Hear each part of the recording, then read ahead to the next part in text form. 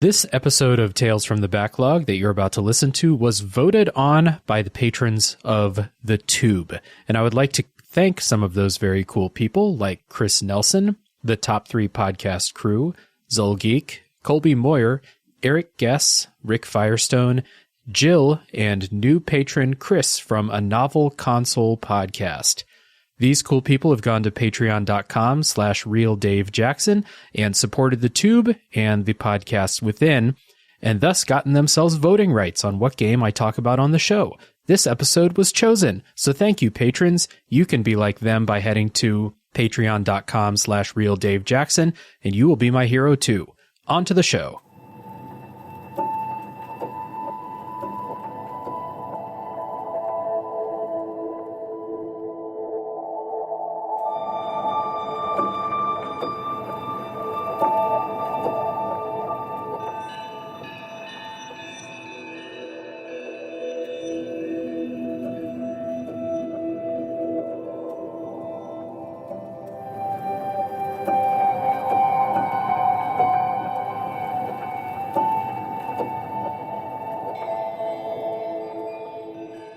Hey everybody, my name is Dave Jackson, and you're listening to Tales from the Backlog, COVID Recovery Edition, pardon my voice.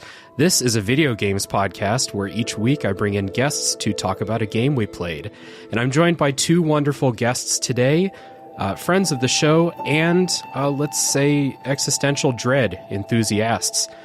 First up, from the Friendly Neighborhood Gamers podcast, Andrew Kimball is back. Welcome. Thank you. Thank you for having me. I'm excited to get into this one. Yeah, and we're also joined by Katie Shesko. Welcome. Hi, thanks for having me. I'm so excited. Yeah, this is going to be good. Good to talk to you finally, Katie, and good to have Andrew on a regular episode. Andrew's been on, I think, 2 episodes before. I know we did Bloodborne Bosses, and what was the other one we did? The Elden Ring open world discussion. That's right. Yeah, the Elden Ring open world discussion. Thank you. So, yeah, good to get you on the show. And Katie, welcome. Today, we're going to be talking about Nier Automata, which is an action RPG developed by Platinum Games, published by Square Enix, directed by the enigmatic Yoko Taro in 2017 for PS4 and PC, with Xbox and Nintendo Switch ports coming in later years. And apparently that Switch port is really good. I know that shocked me when I started seeing those like impressions and stuff coming out. Is it a cloud port or is it native? It's running on the Switch? It's native, and apparently it's incredible. Yeah, that's cool. I haven't picked it up yet, but I'm interested to see because I'm a Nintendo girl. So like that's my only console outside of my PC. So right. To have Nier on Switch is just like mind blowing and running well too. So everybody who lived through that PC port, apparently the Switch port is good. I didn't have many issues with my PC port. Yeah, and I've played both. So okay, fair enough. Some elevator pitches for Nier Automata. If this is your first time really hearing about what this game's all about, or if you just want to simulate the experience of having it pitched to you in an elevator, I will get us started. This is a kind of unique take on storytelling in video games that really harnesses, like I said before, existential dread in a very, very engrossing way, I think. What do you guys have as far as an elevator pitch goes? I guess I'll go. I would think that Nier Automata is, again, an existential dread game with unique storytelling, nods to other games, and one of the most incredible soundtracks that I've ever experienced. Yes, it must be the COVID brain telling me to not mention the soundtrack in an elevator pitch. That's like, it's got to be one of the first things. So thank you for picking that up, Katie. Andrew, what do you got? Yeah, I guess my elevator pitch would be like, this is a game you have to at least try, because as Katie alluded to, coming just from the pure gameplay side of it, it dabbles in so many different kind of genres of gameplay. And so just as like an experiment in video game creation and development, it's worth checking out. And then, yeah, it just has a ridiculously creative story that kind of punches above its weight, in my opinion. Yeah. Yep. Totally agree. So this is going to be a pretty standard episode of Tales from the Backlog. No story spoilers until after the spoiler wall. So if you haven't played, you can still listen to this episode. Check down in the show notes for a timestamp for where that spoiler wall is located. Like we said before, this game has a very good story. I agree. I think it does punch above the weight of the typical Platinum Games game at the very least. But as far as video games in general, I think that this is just an excellent story and using kind of things that only video games can use. And we'll get into that later. But for now, I do want to say that. And yeah, no spoilers for a while, though, so don't worry. But before we get into talking about the games, both of my guests today are doing some very cool stuff. So, Andrew, I'll kick it to you first because people have, if you've been listening for a long time, you've heard the Friendly Neighborhood Gamers before, but just a little refresher, what are you and Dylan up to? Yeah, so over at Your Friendly Neighborhood Gamers, we have a podcast.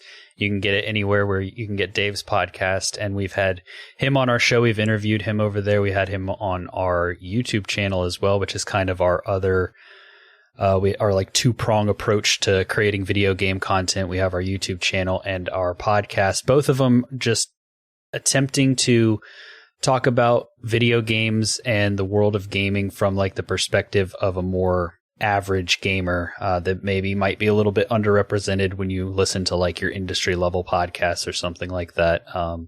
We try to do at least one interview a month with content creators or podcasters, or we've had Katie on the show as well, people that, you know, are maybe more on like a community kind of level as opposed to trying to reach out to like big name developers or people like that. And then our other content is we'll do deep dives into video games, similar to Dave, usually not quite as long of an episode. And then we'll on our YouTube video or our YouTube channel, we've recently kind of revamped the content we're doing over there to try to make it more concise and bite-sized and kind of like digestible in that way. So we've got a couple reviews up. We'll have a little bit more when this episode actually goes live. But yeah, for sure, if you're into video games and you like the content here, go give us a listen and let us know what you think. Yeah, I've said it before, but Your Friendly Neighborhood Gamers is a show I listen to regularly. It has my recommendation. Andrew and Dylan are both really good dudes, so solid recommendation there. And Katie is not a podcaster, at least not yet. Not yet. Not yet. But we'll get you eventually, Katie. But well, we can talk about that because it's in the works. It's in the works. But you're also doing some very cool music-centered stuff in your corner of the internet. So let everybody know what you're up to. Yeah, so I am a flute player. I've been playing flute for more years than I care to admit because I don't want to reveal my age. But I just love... I've always wanted to be a flute player, but like the classical scene just isn't fun or engaging and it's super competitive. And I just really like video game music. So I do flute covers of video game, TV, anime music. And yeah, I release on Spotify, Pandora, anywhere you would stream music, you can find my music. I do music videos and cosplay over on my YouTube channel. And I stream over on Twitch doing games and flute streams. So yeah, I do a little bit of everything.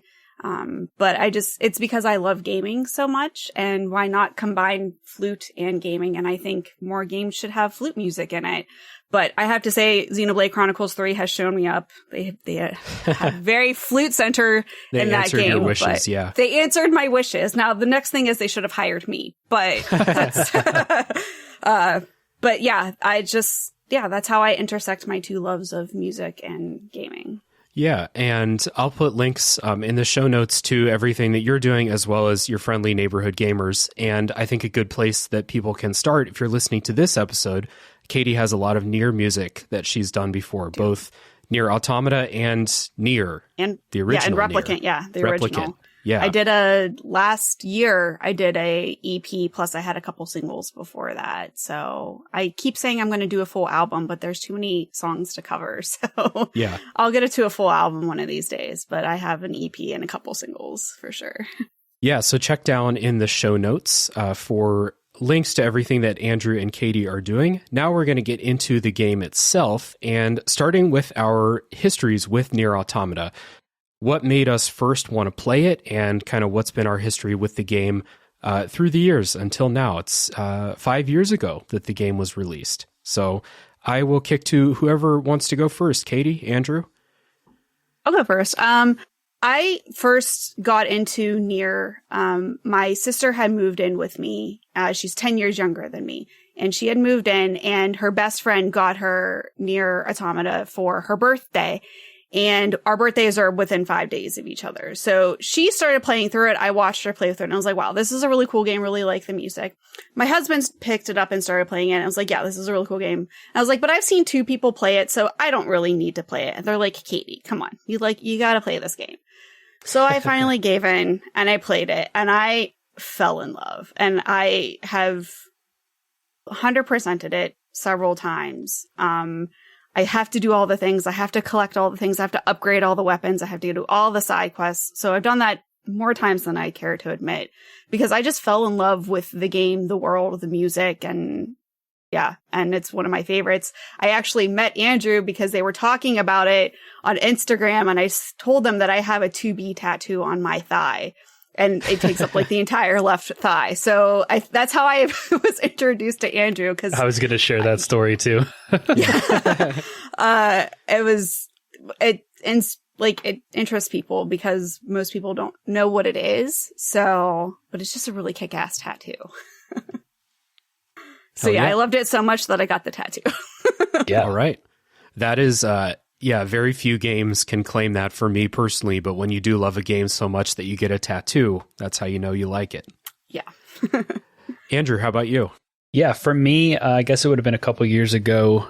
I don't remember exactly when, but it was one of those things where I went into this game not really knowing anything about it, especially not about where it was headed story-wise and stuff like that. I think it was like maybe over a summer or something where there weren't a lot of new releases coming out. And so I had seen this game. I'd, heard it mentioned, and I acquired it somehow and just threw it in. And initially just really enjoyed the combat and stuff like that. And then, as the game keeps going, even within just that first kind of 20-minute section, you're doing like 3D action, platinum combat, then you're doing like side scroll running through the levels, and then you're doing like top down bullet hell.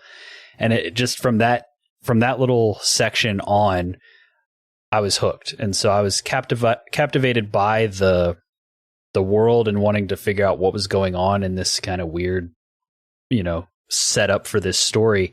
But also I was really intrigued by just all the different kind of game and gameplay elements that they were throwing at me, and like constantly shifting the perspective and things like that. I found it really fascinating. Yeah, that was something that hooked me too when I first started playing it, was that like how in the first hour of playing it, you play 4 or 5 different games, basically. Yeah. Different gameplay modes. And all the while, like the story's going, you're getting a taste of the music. It really makes a super strong first impression. And that definitely hooked me too. I hadn't heard of this when it came out, because it came out in 2017 when I was not playing video games much, and certainly not paying attention to video games. The only thing I knew that there was a new Zelda game in 2017, and that I would play that. And I think I've told this story, but I decided at the time that was probably going to be the last game I played. And then it was like, other stuff was on my mind. Obviously that's not how things turned out. No. So when I got a PS4 in like 2019 or so, I've said this for so many games that have been on the show, but I got a PS4 and I Googled best PS4 games. And then I was like, okay, play Bloodborne, play Prey, play Dishonored 2, and play, God of War. And Nier Automata was also on that. And Nier Automata was the first one I played. When I first got my PS4, It was the first game I played, because I looked at the list, I made a list, I went to the game shop, I picked up Bloodborne, I picked up Dark Souls 3, and I picked up Nier Automata, and this is the first one I played. So after a pretty extended break from console gaming, I had played some stuff on Switch. This was the first thing I played, and I was totally just sucked into it. Playtime for Nier Automata, if you haven't played and you're wondering, my first playthrough took me 27 hours, and that is for the entire length of the game, the whole thing. And there's a little misconception that a lot of people have. So when I get into like some opening thoughts here, I also want to address this. I would leave this for spoiler territory, but there have been so many people who I've said, play Nier Automata, it's really good. And they're like, I don't want to have to play through the whole game 5 times. Because there's this idea that has gotten out there, probably from the first Nier game, if I understand correctly. Yes. It's a little bit more like that, right? Kind of. So having played both I played Replicant when it was on the PS4, and then I also played the remastered.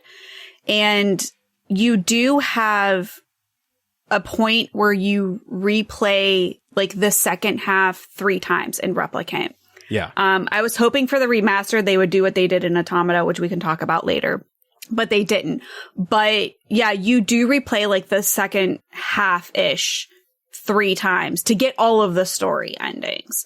But I never minded that because I love the world so much in both games that I was just like, okay, yes, I will happily redo this. Like, let's see where else this story is going to go, because there's always a new twist to it. And it allowed you to pick up those quests that you can get locked out of some quests. So if you didn't get through it in one playthrough, it gave you an opportunity to go back or to fix something or to grind a little bit more if you wanted to like upgrade that one weapon and you could only get it in a certain part, or you had to do it before a certain part in the story. So I didn't mind that. I know some people don't like that.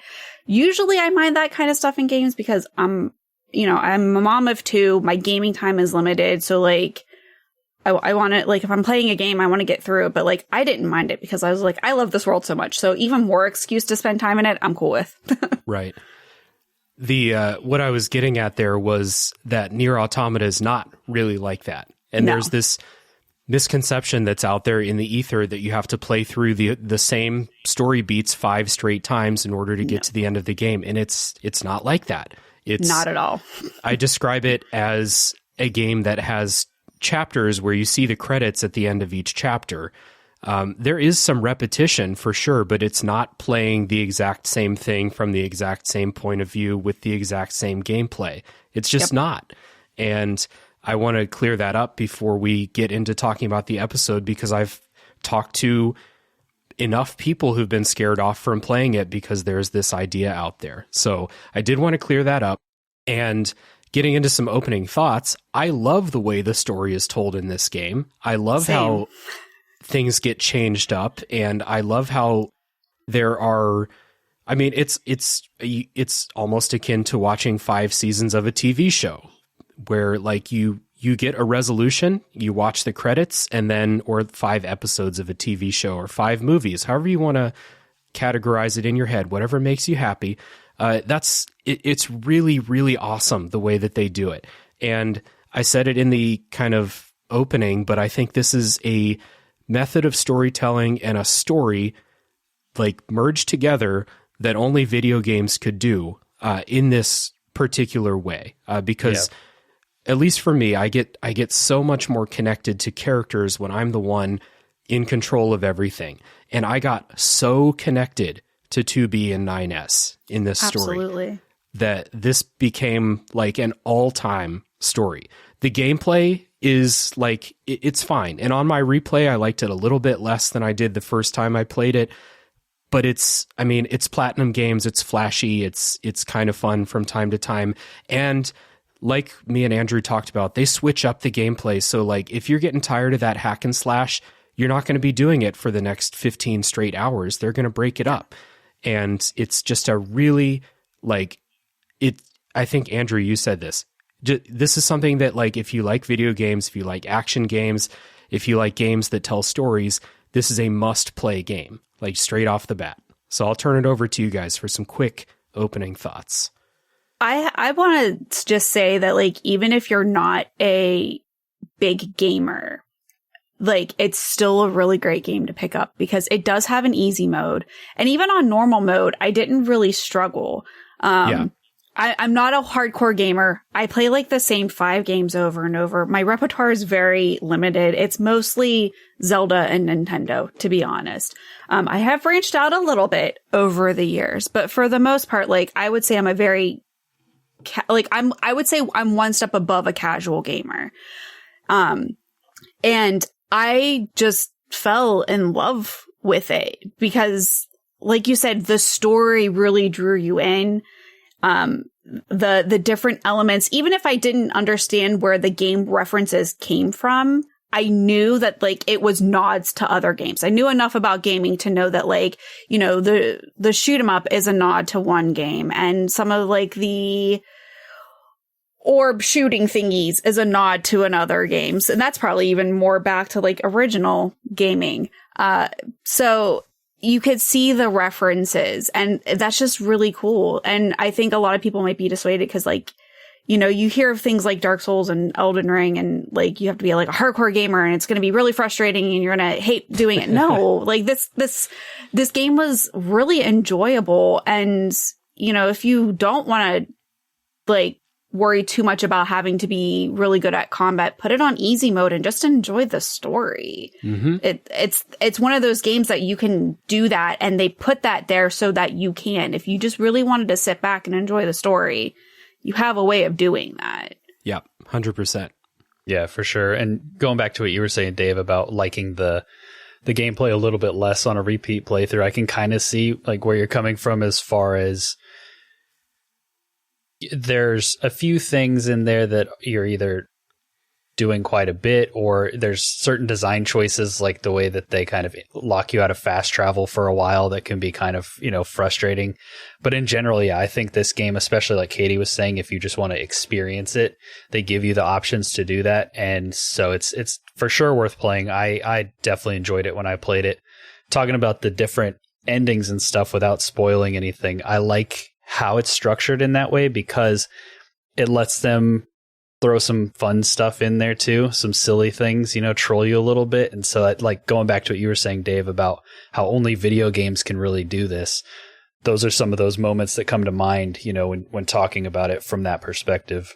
That being said, they are making an anime, right? Yes. They are of this, so we'll see how this type of thing translates. And I don't even know if they're telling, like, the same story as the game, or if they're doing something just different story with 2B and 9S. I have no idea, but we'll see how that translates, because this felt to me like a pretty, like, only a video game could tell this story in this way. We'll see how it goes. I mean, I'm not an anime watcher, and I don't watch a whole lot of stuff in general, so I may or may not watch it. This game is a very special experience to me, but that doesn't necessarily mean that I want more right. all the time. Especially with the way that media, especially these, like, you know, video game tie-ins these days are going. It's not necessarily always a great thing. Yeah, that's true. And also, I just want to say, don't let Katie fool you. She's a hardcore gamer. She got the platinum or the 100% in Elden Ring, so I did get all of the achievements on Steam. That's more than I can say for sure. I sped ran, like, the last third playthrough because, like, Xenoblade 3 was coming out in 2 days, and I was like, all right, if I'm gonna get all of the achievements, I gotta do it tonight. So I sat on stream for like 3 hours and did an entire playthrough to get a third ending, because I needed, like, the general ending. See, pro gamer right there. So yeah, that's about as pro gamer as it gets. So now we're gonna take a little music break, and when we come back, we'll get into the story.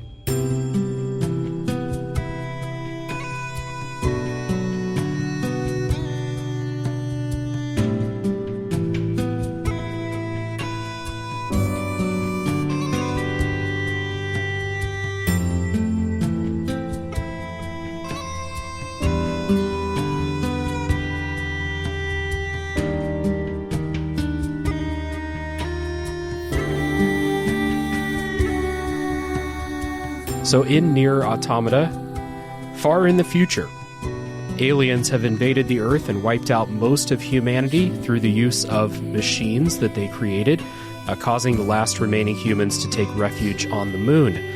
The remaining humans sent these android warriors back to Earth to fight the machines and hopefully take back the planet. You play as two of these androids, the cosplay thirst trap extraordinaire warrior android 2B, and a scanner anime sad boy android named 9S. Anime sad boy is a little bit strong, but he is a cute little anime boy.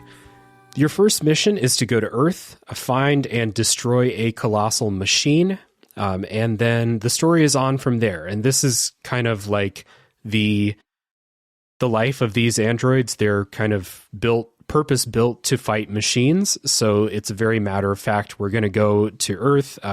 It has you fighting this, like, just enormous, it's like an oil rig come to life type machine. And it's just like, there it is. We'll go kill it. Very matter of fact for these two. But the story starts out with them, 2B and 9S, a little bit kind of, I don't want to say like they don't dislike each other. Like 2B is very distant from 9S because they usually work by themselves. And this story, I think, the story of what's going on with the war between the androids and the machines and the humans and the aliens, the story is really cool. Like, I enjoy where that story goes and the places that it goes. But the thing that I took the most, like, emotional weight, the thing that had the most emotional weight in this game for me is the relationship growing between 2B and 9S throughout the game. And when I think about my favorite, like, moments or the moments that, like, really impacted me, it's always a moment between the two of them, rather than like a big, like, you know, plot thing that happened. I think, as far as I want to say in the non-spoiler section, at least. Yeah, I totally agree. I think you explore this world through their relationship and how they each individually see the world, because they're two different android types. Like 2B is more of like the action, the killing of the machines, the like going out and doing the things. And 9S is more of the like, I'm going to gather information and I'm going to piece all of this information together so that you can formulate a better battle plan, or we can figure out where the enemy might be or why they might be doing these things. He's a support unit. Yeah. So they have two fundamentally different views of their missions, but you know, that feeds into the common goal. So you kind of get to see the world through both of those lenses, and you learn about the world through how they both experience it, which is really cool and can be at times challenging to do, but I think the game pulls it off really well. Yeah, I totally agree. The setup, the story setup is super interesting. Had me hooked from the very beginning, just like on a world building level. But then, it was very interesting, and kind of the compelling through line that pulls you through is the relationship between the main characters. Yeah, and I don't think I mentioned this, and I don't think either of you mentioned it. So I assume that like, I didn't play the original Nier, and I didn't play any of the other, like, Drakengard or anything like that. Andrew, I assume same for you? Yeah, no, this is my first. Right. And Katie, you said you played Replicant, but I played Automata? I played Automata first, and then I played Replicant, and then I played Automata again. And that's another thing that I've had a lot of people ask me about. They're like, do I have to play Replicant before I play Automata? And I say, no. This is a standalone game, and while it nods to Replicant, you don't really miss out on much. Now, if you have played Replicant, some beats definitely hit harder, because you can see, oh yeah, I know exactly where this is from. I know exactly what this is referencing. And then that kind of floods you with all of the emotions of that game, which, if this game is emotional, Replicant is just as emotional as Automata. So it lets you hit it, like, it hits a little bit harder. But you don't need to play Replicant in order to really fully appreciate and love Automata. Right. Yeah, 100%. I mean, all three of us played this game first, or it's the only one we've played from the series. And I would venture to guess that all three of us had some pretty amazing experiences with this story. This story also, in addition to this kind of character relationship between 2B and 9S, this story is also dealing with a lot of like very cool themes, not like new themes, but stuff like humanity and what it means to be human, but not in the way that you might expect from a story set up about two androids. Stuff like this is a little bit different than Detroit Become Human and other stories about robots, basically.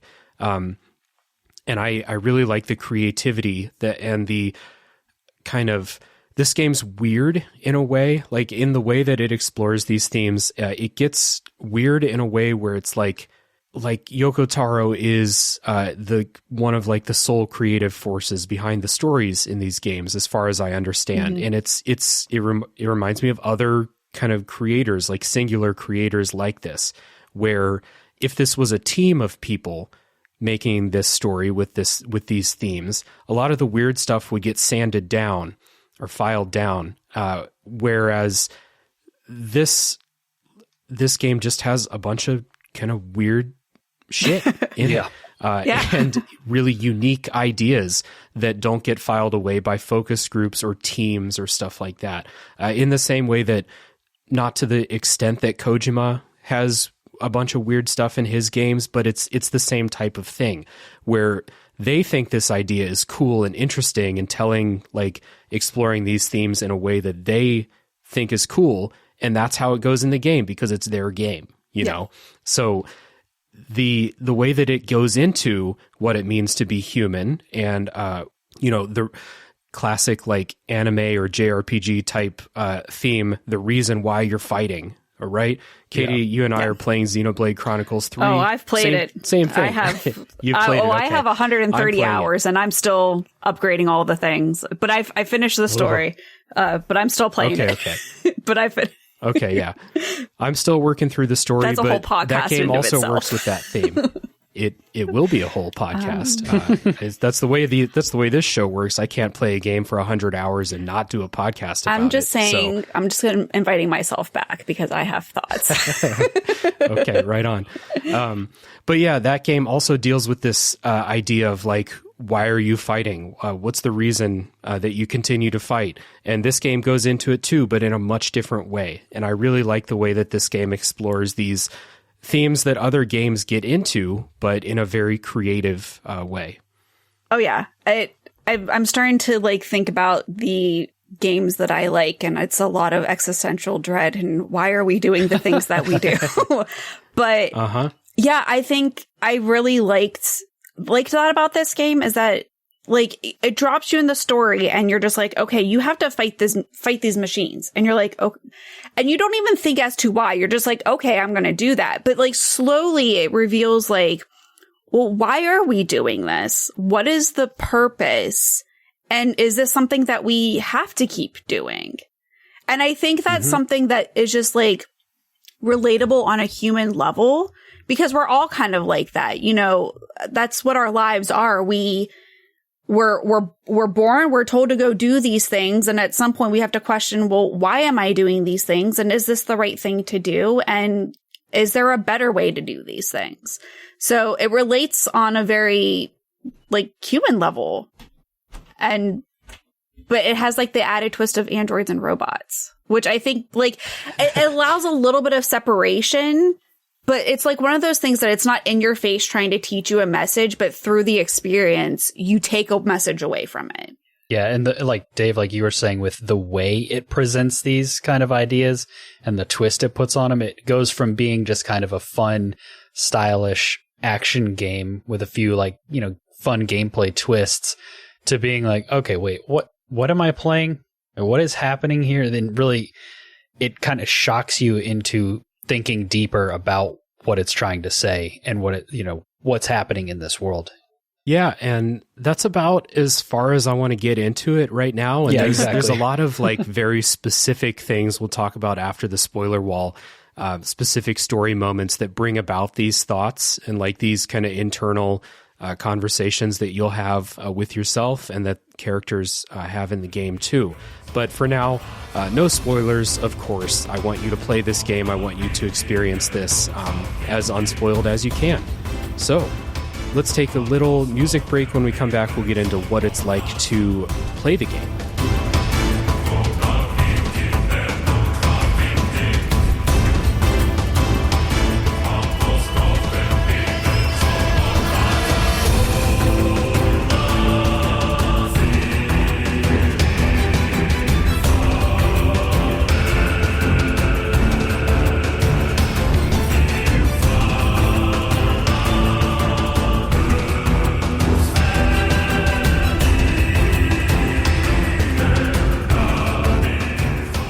So the game opens up in a way that we kind of mentioned before, but it opens up and you're not doing Platinum Games hack and slash combat right off the bat. And this was one of the things that hooked me, like I said earlier.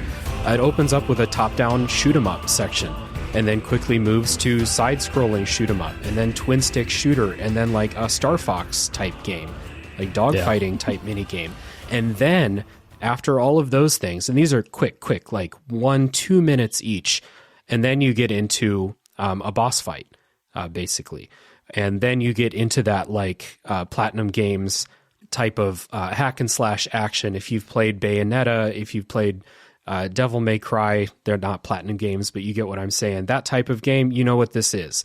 This combat system doesn't have the depth of a Bayonetta or a Devil May Cry or Astral Chain or anything like that.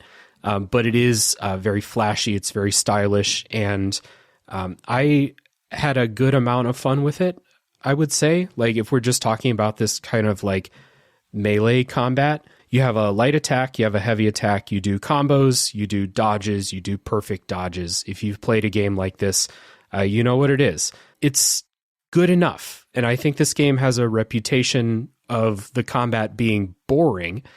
And I don't think that it's boring. I don't think it's great, but I think it's good enough to get you through these sections and help you move through the story, which is why you're here. Yeah, I'm sorry. I was just going to agree with you. Like, I think it's simple, but I didn't think it was boring. And I think a lot of that is because they put like the perfect dodge, I think, and like the weight that is behind your actions feels good to do. And then I think having the little pods that also add another layer to the combat. It's also not overly complicated, but it's enough of another thing to manage to kind of always keep you on your toes and give you the ability to shake up the combat a little bit more than just like light, heavy dodge. You know, I think there's just enough in there to keep it from being like generic, but it's also like simple enough that it doesn't get in the way of the rest of the game, which I think is important for a game like this. Because if it had Devil May Cry combat, I don't know that I would have stuck with it.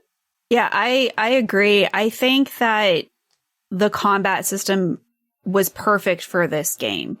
It, like Andrew said, it's simplistic enough, but it's still engaging. If you don't really care about combos and you just want to mash buttons, you're gonna be fine. You might have some issues here and there, but like, we're not talking like, you know, Dark Souls-esque, like you hit the wrong button, you're dead, and you're gonna keep dying over and over, which is gonna turn some people off. This game is about the story, and the combat supported that. It was engaging enough. But like, if you didn't care about having the perfect combo and the perfect dodge, you are still going to be able to fight your way through things, defeat what you needed to defeat, and move on and get to the rest of the story. And I definitely want to point out here, since we're talking about the combo, and I mentioned it when I did the podcast with Andrew back on the other podcast, Level Playing Field, that Half Coordinated is a speedrunner, and they did a run of this at GDQ. I don't even remember what year at this point.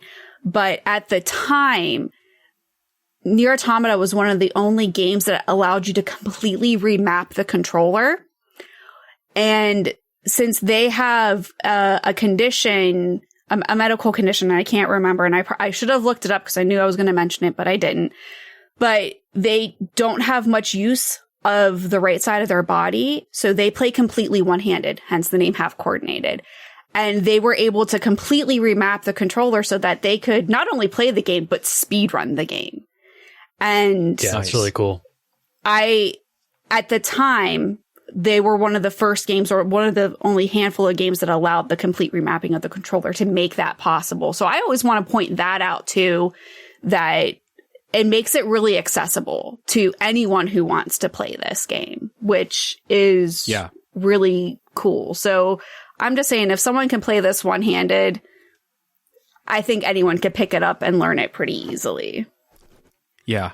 That accessibility is cool, and it's not something that Japanese developers are known for. So that's very cool. The combat system itself is fine. Like the flashiness of it really helps, I think, with a lot of the fights. Mm-hmm.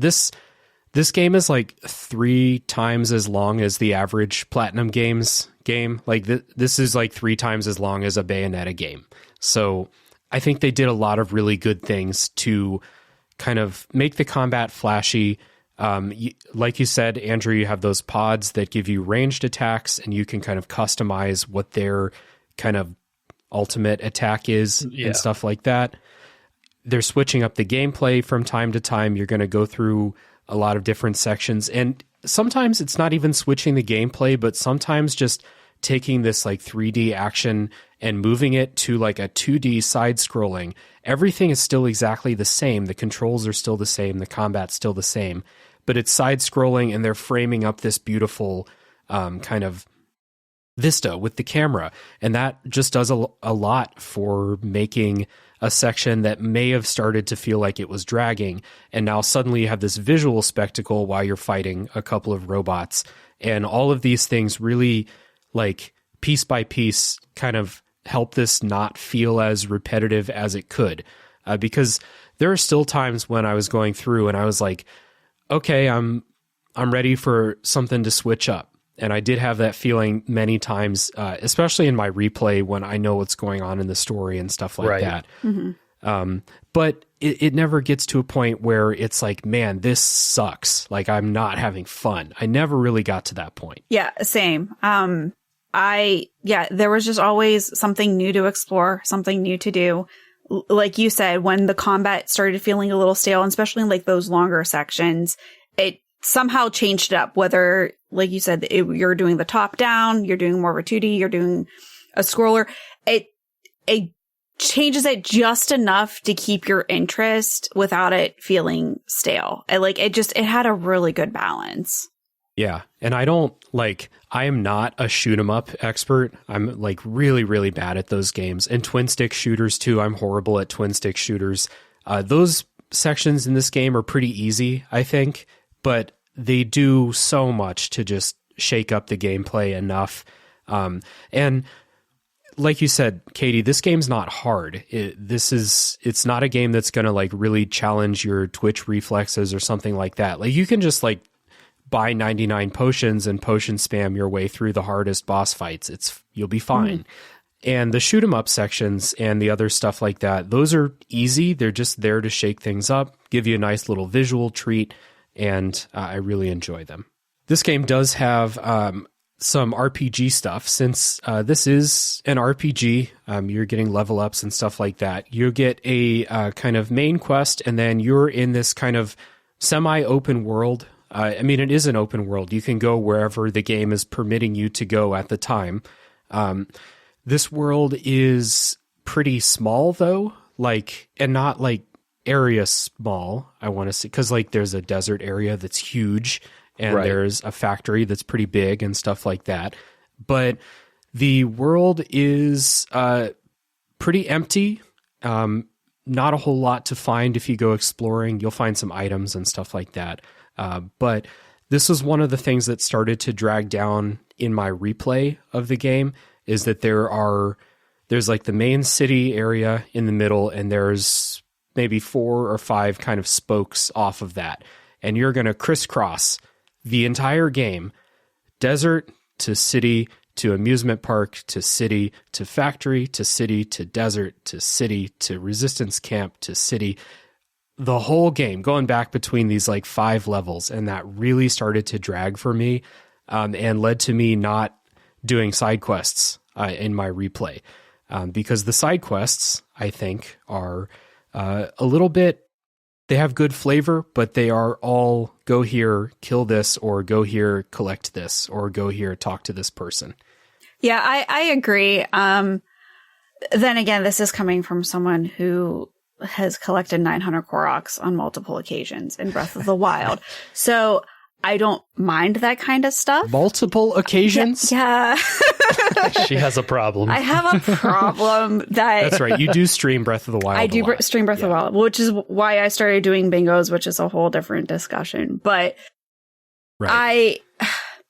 I don't mind those kind of things because they're kind of mindless and they let me to just immerse myself in the world. I don't really care about doing a side quest that is like super satisfying.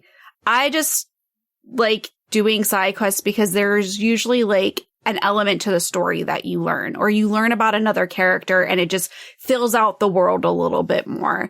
And when I play games, it's because I'm like relaxing after a long day, or it's like a Saturday afternoon and for once I don't have to take someone somewhere and I can just sit and chill and like turn my brain off and do mindless things. But like, I don't know, it's that dopamine hit of I'm still accomplishing something and I'm spending time in a world that I really like. So for me personally, I don't really mind side quests like that. So, but I can understand people who want more meat with their side quests.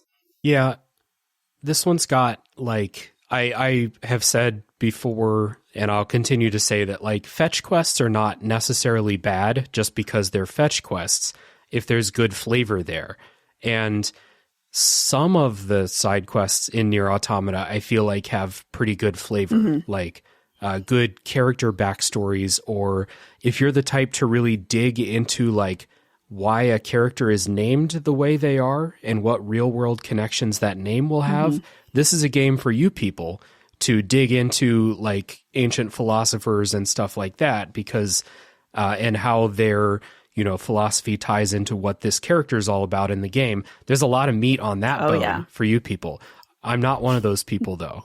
So a lot of the side quests here left me kind of wanting. And then it's just that combination of like, oh, I met a character, they gave me a side quest, they want me to go to the desert. I was just fucking in the desert like 3 separate times. I don't want to go back there. So maybe I'll do it later, maybe not.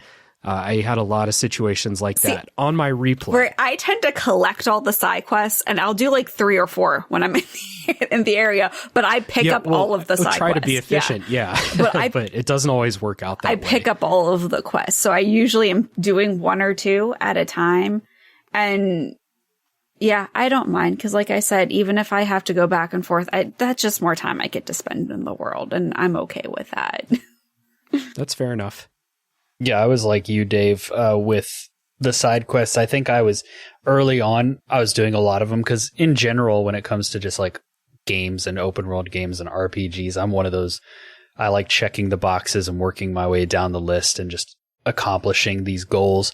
But I remember towards the end of my playthrough, for a couple different reasons, just mainlining the game. And, you know, half of that was because, I didn't find all the side quests as engaging maybe as I wanted them to be. The other half was that like the main quest had gotten so wild and insane at that point that I'm like, okay, I'm not stopping to go do anything else at this point. I'm just going to see this thing through. I think speaking to the like RPG elements, I didn't really engage with many of them because they have the chip system to like optimize your build. Once I had like a build that I liked, I didn't really mess with that too much anymore. You unlock different weapons, and can you upgrade the weapons? Yes. Was there a way to like? Yes. So I think I found like a weapon set that I liked and I upgraded it. And then from there, I wasn't like experimenting or doing much differently with weapons. And I think a lot of that comes from the fact that like what I had was working.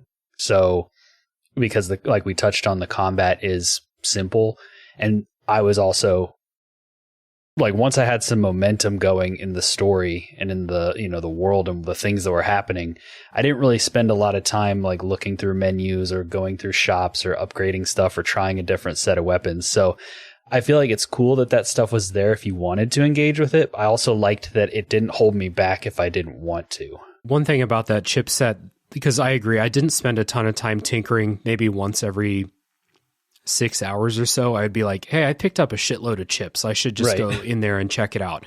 I love how it visualizes, though. Like, it's a really awesome visualization of like how much space each chip takes up, how much space you have, things like that.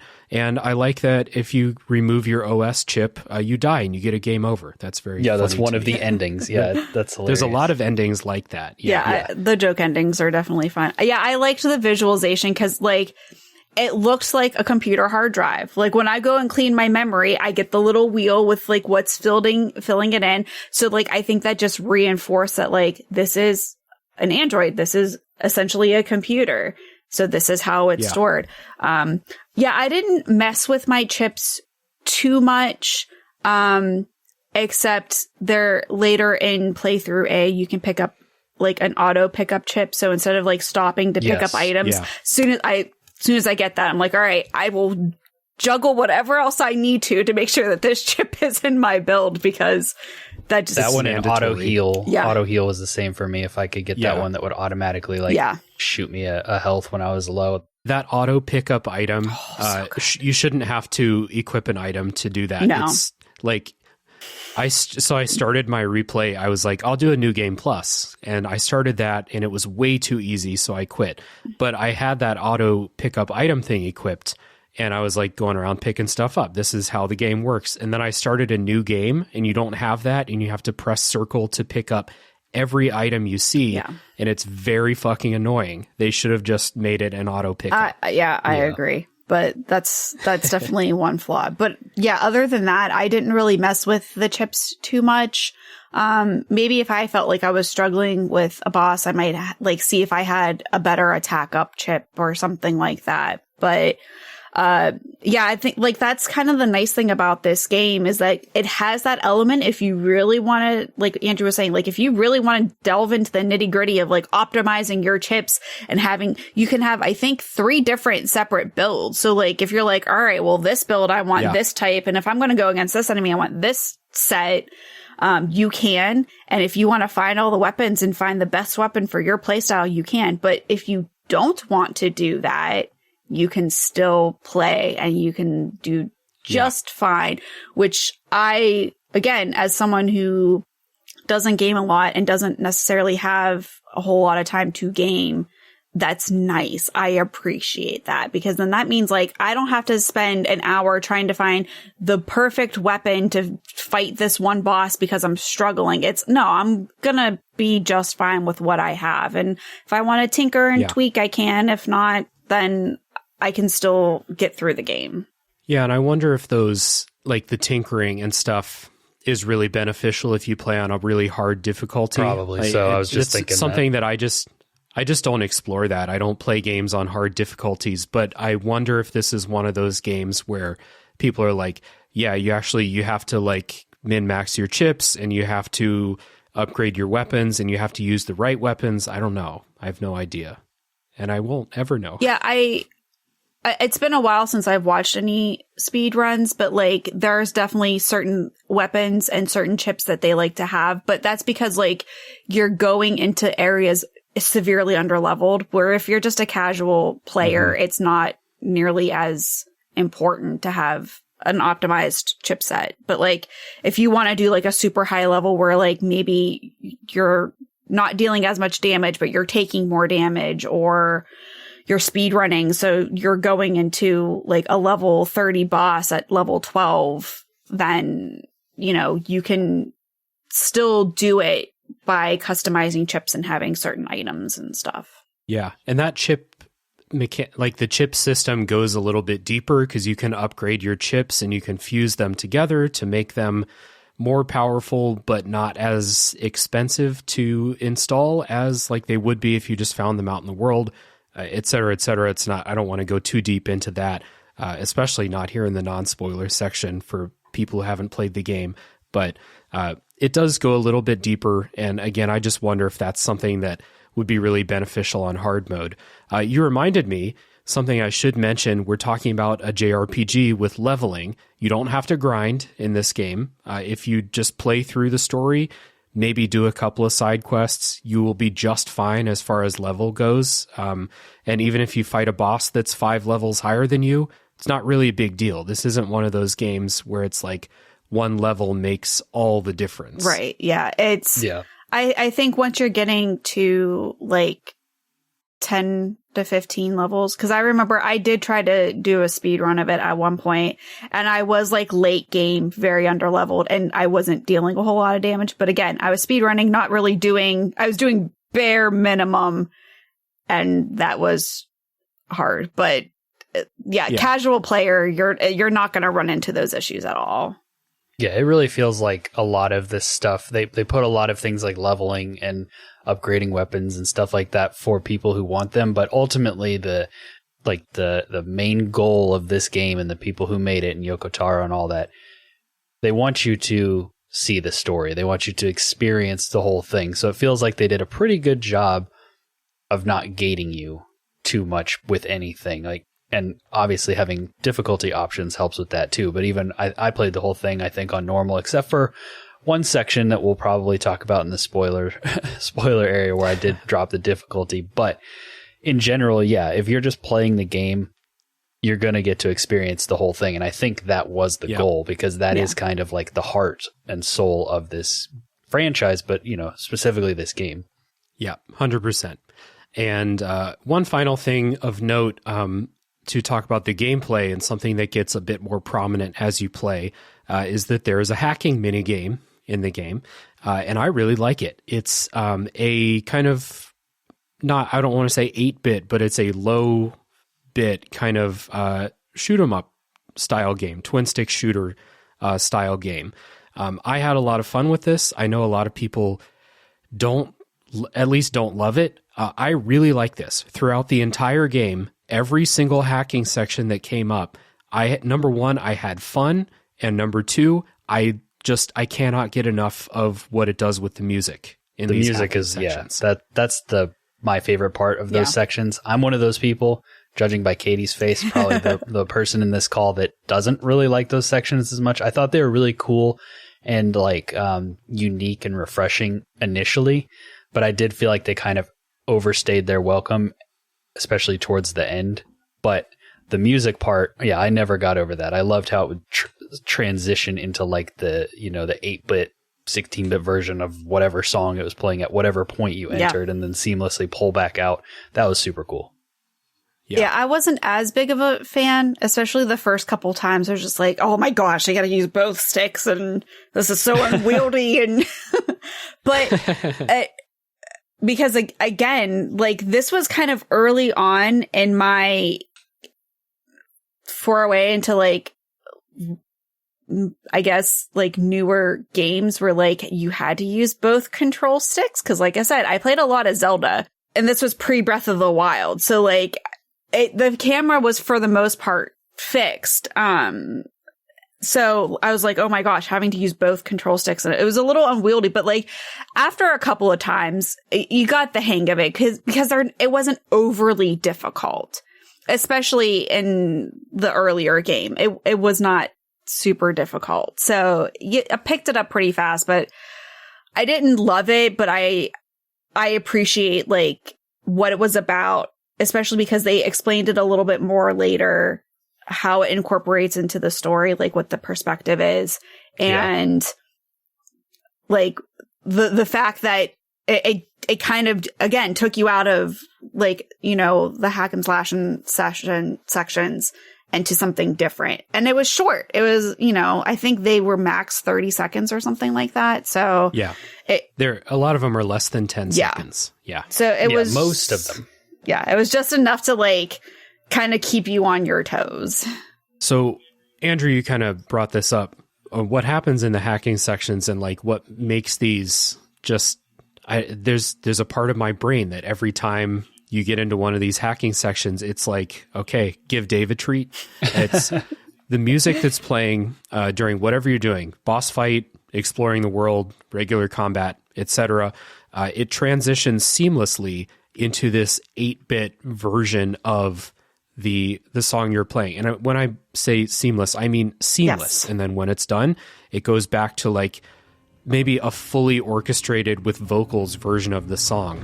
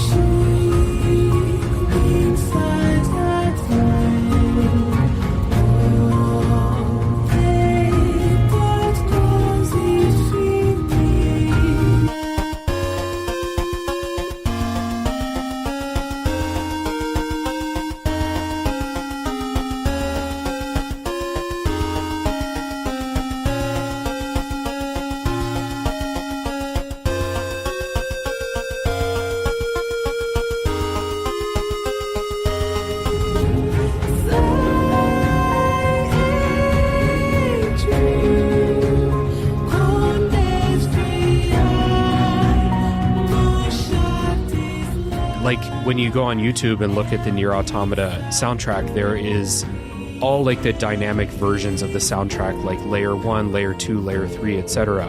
And then there's the 8-bit version of the song too. And it's just constantly switching between these. And I just fucking love it. I can't get enough of it. It's so good. It was so perfect because normally, at least in other games that I've played, where like if you transition to a new section or a new thing, the music had its own song and it started over. And no matter how short it was, it kind of, and you switched back, it started over. But no, like you were saying, it's fully integrated. So like it's the song keeps playing, but if you're in the hacking section, it's the 8-bit version. And then as soon as you leave it, you pick right back up into like the full version. And I don't think I've experienced another game that's done that quite like that. And it's, like you said, it's just perfect. Cause it keeps you in the moment. And at least in the respect of the music is it's the same song, but like it has those minor, it has that change, but for the most part, it keeps you in the moment of whatever you're fighting. Let's go ahead and listen to a little bit of that music, and let's just continue on with talking about the soundtrack, because it's, we had other things we had to talk about, but an hour into a Nier Automata podcast without talking about the music, it's That's time. A travesty. Yeah, absolutely.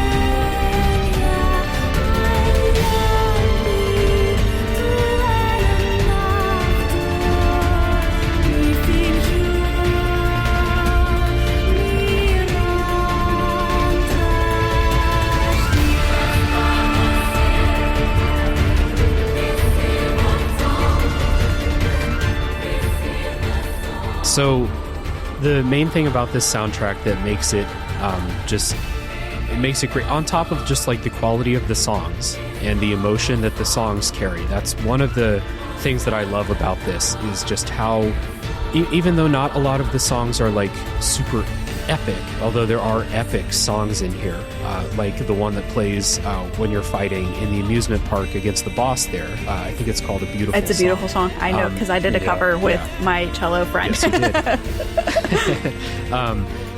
All the songs in this game just have this like weight to them that has turned this soundtrack into one of my go-tos, like when I'm really just feeling like sad boy hours and I want to listen to some music that will just fuck me up emotionally. The Nier Automata soundtrack is like in the top, like level, up there with any of the music that I ever listened to as an angsty teenager. If I'm in my feelings, I listen to this soundtrack because there's so much emotion behind the song. It's so good. I mean, I really like, which I think, again, this, at least in my gaming experience, unique, is that, like, you have the songs and there's usually at least three different versions of it. And it kind of like, and it changes depending on where you're at in the story and what else is going on. And it just that adds a new layer to it. It's just like, oh, I know this song, but it's different. And it does it so beautifully. And it, like, all of the areas, like every single area, the main song has at least 3, if not 4 or 5 different versions. And it's just, I can geek out about the music of this all day, but I'll let other people talk. But that's the other piece of the puzzle, is that it's a dynamic soundtrack that is changing based on, like, of course, where you are, but what's going on in the story. Are you fighting, or is it just an intense story moment that you're working through? So when you first start out, you'll get this very light version. And I go to the city ruins as like my kind of quintessential like demonstration of this. So you start out with like a very, very light version, and it's just a couple of like piano keys, and then some like kind of ambient noise in the background. And then you get the main melody, the do, do, do, do, that starts to come in. And then as you go on, vocals start getting introduced. And then when you get to like the biggest version of the song, it's this full and powerful song. And it's like you said, Katie, every area in the game, every story moment has a song with all these different layers that is just constantly being built up. It's incredible. Yeah, and I think it's incredibly good, like, emotional, like you said, Dave, music that just like packs an emotional punch. But I think something else that makes it so special and like unique in the space is that it is just like unique music. I kind of think about, like, you know, The Witcher and how when The Witcher first came out, like, we didn't really have music that sounded like that in our games. And so when you hear anything from that game or anybody trying to like imitate it, you're like, oh, that's The Witcher.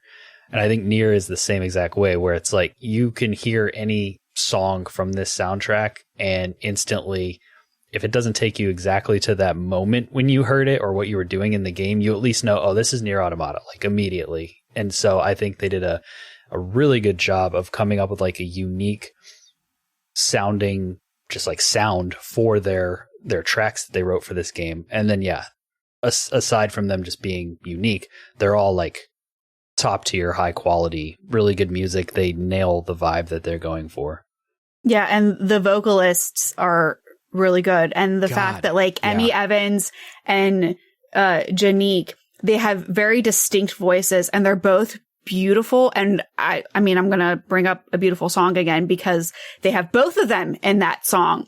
So the juxtaposition of like Emmy's more soprano, ethereal voice with Janique's like more alto, soulful voice in that fight is just so good. It's just so good. And the fact that like the language is entirely made up. It's not a real language. It's kind of a mishmash of various, you know, sounds of many different languages because it's telling you that like this is of this world, but not present time. This might be something because, you know, the game is set in what, like 11,000, something like that. So obviously language is going to evolve in 10,000 years. So I really like that, like, it sounds familiar because it's based in some of our languages that we hear today, but it's not any one language that is spoken today. So it gives it that familiarity, but also that alien feeling. I had singled out the song in the desert as one to highlight the vocals. What's her name? The alto singer? Janique. Her voice is just so powerful. And that song in the desert is very laid back and really puts this just alto vocal in like smack dab in the center. It's like the focal part of that song. And that vocal is so good. I love it. And you're right. A Beautiful Song too, Weight of the World absolutely crushes me every time I hear it, like to this day. It doesn't matter what language it's in, although I want to give a shout out to the Japanese vocalist for Weight of the World, because she sings her fucking heart out on that song. It's so good. And it's ridiculous. So I cover a lot of games on this show. We're past episode 50 now. I don't always play games and just like the name of the composer gets internalized in my head because the music's so fucking good. But I know who Keiichi Okabe is now because this is incredible music. Yeah. And I've heard that the music in Replicant is as good, if not better, and I can't wait to play it. I think I like Automata a little bit better, just because I love Janique's voice so much. But Emmy Evans... Understandable. But Emmy Evans did do some of the vocals in Replicant, so there is that cross. So, yeah, but the music in Replicant is equally as good as... And yeah, it's not quite as dynamic as Automata. I think Automata is unique in that respect, but it is just as good, just as powerful. And you hear it and you're like, I know exactly where that is. And I know what I was doing when I first heard it. And yeah, I've covered quite a few from that one too, because it's just so good. It's hard to like explain it. You have to listen to it. Like, even if you never play the game, like I'm a flute player. Most of the people that I interact who play flute are classical flute players. They don't play video games. And when I was playing some of this stuff for my flute teacher back when I was taking lessons, she's just like, yeah, I don't know what this is from, but like, it's really good music. I'm like, yeah, video game music is really good music. It is, yeah. And that's kind of my passion of like trying to bring this kind of music to the classical world or to people who don't play games. It's just like, okay, even if you don't play the game, go listen to the soundtrack because the music itself is powerful.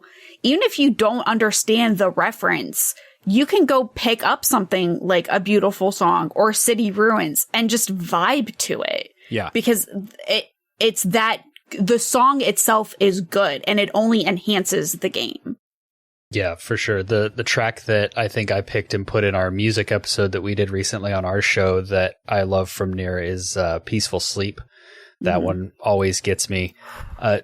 Nier Automata is one of those games where it's like, in some ways you can see that maybe they weren't working with like the largest budget and they utilized their like what they could work with really well in this game. But like you said, Dave, you're going between just a few different areas kind of back and forth. And like, so there's certain things in the game where it's like, you know, maybe if they had more resources, they could have blown this out a little bit more. The music is somewhere where they did not skimp anything or, you know, cut any corners or do anything like that. Like, it is S tier, 10 out of 10, like one of the best gaming soundtracks and some of the best music in general, like Katie was saying. Definitely should check it out.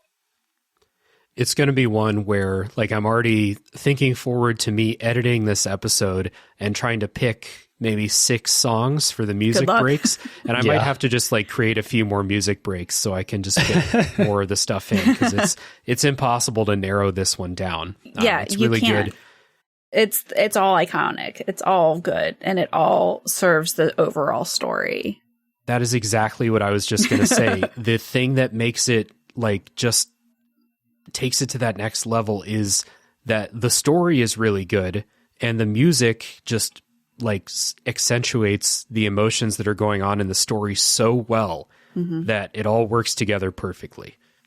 This game also looks really good, I think, still. Like it's a kind of as we move further and further into like next gen and stuff, like I just got a new PC with a sweet graphics card. I have a PS5. I've played games that look a lot better than this, but I think this game still does look really good.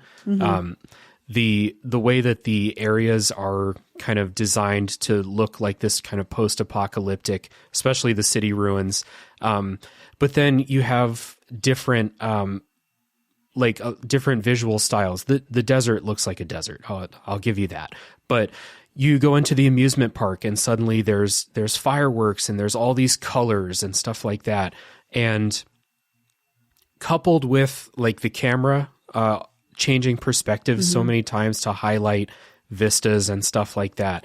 I think that this game is like a real treat to look at, not from like a graphical fidelity perspective all the time, but more of like an art direction kind of thing. Yeah. Yeah, I was going to say not from looking at 2B's booty as you're going through the game all the time, or climbing ladders, people. But there's worse butts out there. I mean, there are worse butts out there. You're right. Maybe that'd be a bonus episode of the podcast, top 5 butts. Yeah. Or top 5 worst butts in gaming. It won't be Mario from that new trailer. I mean, come on. Oh, no. Oh, my gosh. But you're right. Like from an art direction perspective, I think this game looks really good. And then when you have kind of more cinematic moments, I think they're framed up really, really nicely. There's some boss fights I'm thinking of right now that are like very like epic feeling because of just the way the camera is set. Yeah. Yeah, they're able to frame things to make them look as cool as possible with the way that they kind of control the camera in a lot of scenarios. And, you know, some of these boss fights and stuff are very grand, but still kind of simple in like, you know, design or what's going on. And I think that all works together really well to kind of get their point across, frame what they want to frame. And like you said, graphically and like fidelity, obviously, especially as we're moving further away from it. Yeah, it might have some rough edges here and there, but it definitely still holds up. And yeah, they picked a really good direction and with the art and the style that they were going for. And they did a really good job of achieving that. Yeah, I agree. I mean, then again, I play Zelda and it's 30 FPS and not on the Switch and not the most graphically advanced game. But it has a good art style. It has a good art style. And I think Automata has, I really liked the kind of muted colors that it has. Like it's colorful, but it's muted at the same time. Like some areas are very colorful, like amusement park. You're like, oh yeah, like this is supposed to be fun and vibrant, but there's still, I mean, it's an abandoned amusement park set 10,000 years from now. Like obviously it's not going to be as vibrant as it once was. So there's kind of like a mutedness to it, but you still get that like happy, fun, jovial feel from it. And yeah, I think like, you know, the characters move well. I just always think like I'm still stumbling in bushes. I go through a bush and I expect to go right through it, but no, I stumble through it. And I know that by now, but I still try to run through a bush and I stumble through it. So like it's those little details of stuff like that. And yeah, I think like there's beauty in the simplicity. It doesn't have like the highest graphics, but what they did with it, like, is still, it looks really good. You feel the environment. You feel the weight of like, you know, humanity is not on the planet at the moment. And there's that weightiness to it. So yeah, there's just, it's the vibe just fits so well for the story, for what the graphics are and all of that. If there's one complaint I have about it visually, it's that in a lot of fights, especially intense fights, boss fights, it can get pretty visually busy. Yeah. And like sometimes to the point where you can really not see your character very well, especially if you have the pod firing all the time with just that holding down L1 to always have it firing, which you should if you want to do consistent damage. There were a lot of times where I was like, I have to choose between getting that range damage or seeing what's going on. Yeah. Which, if this were a harder game, it would be a giant complaint, but it's not a hard game. So it's only like a kind of thing that was annoying from time to time. Yeah. But that's, as far as visuals go, that's really the only thing I can really complain about. Yeah. I agree. Yeah. So let's get into some kind of final thoughts before we get into spoiler time. Now that we've had over an hour to discuss the game itself, before we get into spoilers, I do kind of like to kind of summarize our thoughts once again and answer the one question, who would you recommend this game to? So I will kick it to you, Katie, to go first. Who would you recommend this game to? I mean, I think if you have any interest in a good story that is well laid out, that makes you think and contemplate things, and you enjoy good music, then check the game out. It's not difficult. There's not like a barrier of entry of like you have to be a super pro gamer to do it. It's just if you really like story driven games with a good combat, with good music and good ambiance, then I would say check it out for sure. Yeah, that tracks. Andrew, how about you? Yeah, I would recommend this game to anyone, especially now that there's a good version on the Switch, with the asterisk that like you have to be into kind of, weird stories and maybe into video games in general.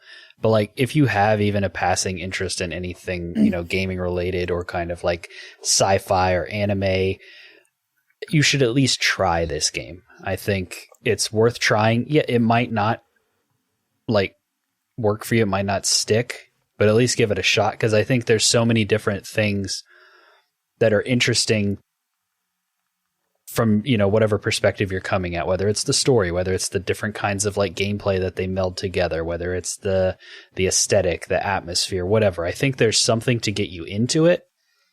And then if you stick with it any significant length of time, probably it's going to hook you.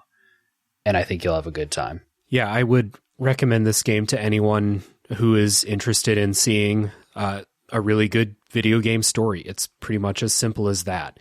If you don't care about story and you're like very, very gameplay focused, then this game might let you down in some ways, I think. But I find it hard to believe that there's someone who's listening to this show that doesn't care about video game stories at all, because it's something that I care about a lot. So yeah, easy recommendation for most people. And then again, like incredible soundtrack, good characters that you like. If you get into the story at all, you should really dig these characters, 2B and 9S, and the kind of growing partnership relationship between them. And not necessarily like a romantic relationship, but kind of a, like, I forget which one of you said this earlier, sorry, but like two different perspectives on the world colliding and then them kind of reckoning with that all the time. Really, really cool. And I had just thought of this as we're kind of wrapping up the non-spoiler section, but JRPGs especially, but video games, they have a long time to tell stories, and they can weave some kind of tangled webs that don't get resolved, or they bring up a bunch of extraneous things that don't matter, or like serve to just make things crazier. And I don't think this game does that. No. Like this game has a crazy story, and it has a bunch of twists and turns, and it has a bunch of things that I would kind of slack off as like anime nonsense from time to time. Yeah. But it all fits in the story. Yeah. And I think that this is like, for a story that takes the swings that it takes, I think it's a really like tight story. I think it's actually really, really well told, despite how crazy it gets from time to time. Yeah, the story for sure is a wild ride. It definitely goes in places that you might not expect, but it all fits. It all makes sense. And even if at the beginning you might not see how a character fits in, by the end, if you play through all of it, you'll know exactly where they fit in, why they fit in, and how they contributed to how everything's going. So it ties up any loose ends, I think, for the most part. It's self-contained. And while it does pull from other things, it does have nod to at least Replicant. And I'm sure it probably nods to Drakengard. I have not played the Drakengard. I have watched some theory, like lore videos, but it's self-contained. It's a story. Yeah. And that's it. You have the story in the end. Yep. So let's get into some housekeeping before the spoiler wall here. So I will turn it over to Katie first. One more time, remind people what you're doing in your corner of the internet and where people can find you. So I am a flute player. I do covers of video game, TV, anime, music. I have, if you're interested in Nier stuff, I do have an EP and I've done a couple of singles from Nier Replicant and Automata, but I also do Zelda and some Xenoblade stuff. So if you like video game music and you want more flute in your life, definitely check me out. You can find me over on twitch.tv/Katie Shesko. I'm doing games right now. I'm working on Ocarina of Time because my friends want me to do randos and multi-worlds with them. I do a lot of Breath of the Wild bingos. And if you're interested in what that is, that again could probably be a whole podcast episode of itself. And I do flute music live requests. I play flute live on stream. So, and there may be a podcast in the works. That's in the beginning stages, but I'm finally jumping on the podcast bandwagon. Welcome. Yeah, I laughed there when you said it could be a whole podcast episode about what bingos are, because that kind of was the subject of a lot of your episode on your friendly neighborhood gamers. Yeah. So, Andrew, where can people find your friendly neighborhood gamers? Yeah, you can find us anywhere you get Tales from the Backlog as far as podcasts go. You can also find us on YouTube. We're your friendly neighborhood gamers over there. Just look for our little icon. Everything is branded the same. It all looks the same. We're also on TikTok, Twitter, Instagram, all those. And yeah, if you've enjoyed this conversation, a good place to start with our show would be, we've done an episode interviewing Dave and we've done an episode interviewing Katie. So great places to start. And then, of course, a bunch of just good video game talk over there as well. So yeah, if you enjoy this, you'll probably find something you like over in the neighborhood. I agree. So again, recommendations for your friendly neighborhood gamers and checking out Katie's music. Look down in the show notes for everything that everyone has going on. It's a lot easier than trying to remember social media handles. As far as Tales from the Backlog goes, same things to support the show. If you've enjoyed it, consider joining the Discord server where people will surely be talking about Nier Automata after this episode comes out. And yeah, if you like the show, consider leaving a rating and review if your platform allows it. Consider supporting on Patreon. That would be very cool of you. And also consider listening to a Top 3 podcast, which is my other show, doing Top 3 lists. We are going to take a break, and when we come back, it's spoiler time for Nier Automata.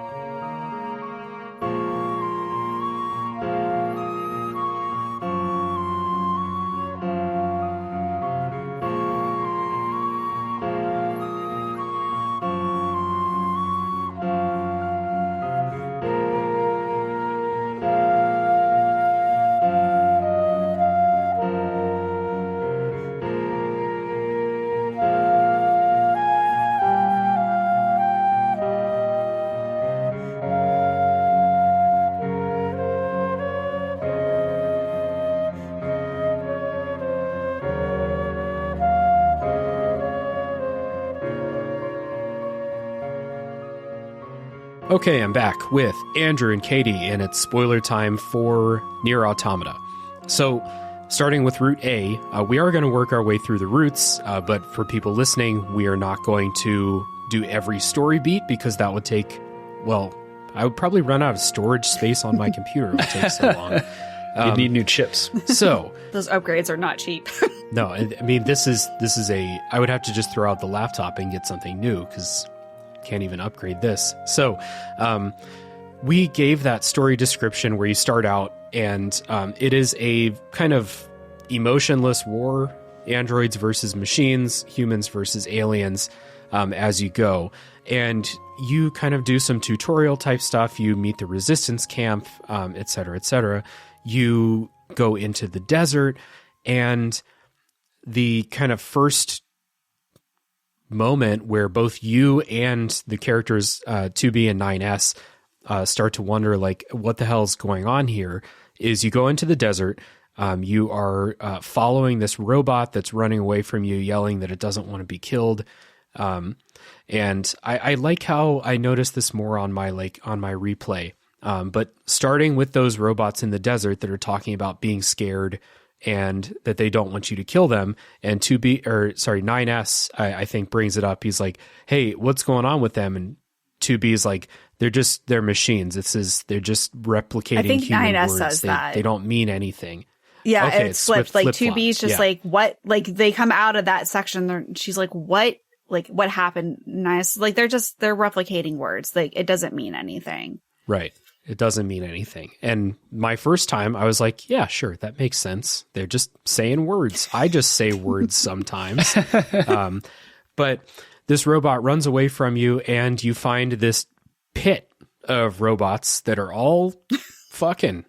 They're all having a little robot orgy. And this is one of those weird, like, this is one of those Kojima auteur scenes, right? Yeah. This would not be in a game where it's more than one person making creative decisions, Right, exactly. I think. But it's weird, and it really, if you thought you had a handle on what this was going to be, this scene is like, first of all, like less than an hour into the game, I think, gets you right out of that idea, where you're like, this is a faceless war against these war machines, basically. Like, if they're mindless killer robots, why are they doing this? Yeah. Yep. That's what I was referencing in the non-spoiler section of like, you kind of hit that first like weird moment that starts playing with the ideas, of, the humanity and all that. And this is that moment where you're like, okay, I got to keep going. I need to figure out what's happening here. Yeah. I think that's one of the first moments where you're like, okay, not everything is as it seems. There's more to this. And yeah, you walk away from that really starting to think like something's not right here. Not only do you walk away from that moment wondering what those robots were doing, but also they kind of ball up and give birth to, I believe it's Adam. I can't remember if it's Adam or Eve that shows up. I think it's Adam. Yeah. And you have a boss fight with Adam, who is, at this time, he's this naked thing, android-looking thing, androgynous thing. This is a great moment for my wife to walk in the room and see the TV as Adam is just this. This is one of those things that I kind of referred to as anime nonsense in the non-spoiler part. The whole characters of Adam and Eve dip into that territory sometimes. But this, like, first of all, the robots are having their orgy. And then after that, they give birth to this thing, android thing. You fight it, you kill it, you think. And then the place collapses and you have to escape. And everybody, characters and yourself, are thinking, all right, what the fuck is this game? Yeah. What's going on here? What was that? Yeah, that was definitely a moment of, what did I get myself into? And I can't wait to see where this goes. Yeah. And I don't have a ton of notes from Route A, probably because it's, of the routes, it's the most basic, and you're starting to like introduce and develop themes of the game. But the biggest thing that you're working through is that the machines are slowly but surely moving through stages of intelligence and stages of forming society. So you have this kind of primitive orgy type situation going on, but later on, the machines start to develop religion. You meet Pascal, you meet the machines that don't want to fight, the machines that have kind of separated themselves from like that mindless network. You have the scene later where they go berserk and start eating people. It's going through all these kind of, like I said, stages of society, stages of intelligence, working out, like I'm thinking in my head, like they obviously have some knowledge of humans and human society, so they're working through stages of this without the full picture. Yeah. Right. Kind of. Yeah. And I think another big thing is that you realize that the aliens were dead. And they've been dead. And like, that's kind of what the whole game, that the start is the premise on, is like these aliens are sending these machines to take over the world. And this is why humans had to escape. And then you're like, but the aliens have been dead the entire time. Like, you're like, okay, now, like, what is really happening, and why are we doing this then, if what we thought the driving force of this is not here? So that definitely leads you to the end of Route A. Well, I think that's about halfway through Route A, but like that then sets up some of the other stuff where you said like we kind of see more of Pascal's village. We see like the cannibalism and the cults at the factory and what that leads to. And then, you finally kind of culminate Route A, the fight at the end. Yeah, and you end up with like more questions kind of than answers at the end of Route A, which I think obviously is intentional, but it's like, it's setting things up and also flipping everything that you thought you knew going into this game. Yeah. I think like the big thing from Route A, the big takeaway for me is that Route A is all about chipping away at 2B and 9S's like reason to fight, basically. Mm-hmm. You simultaneously find out that the machines are not this mindless killer.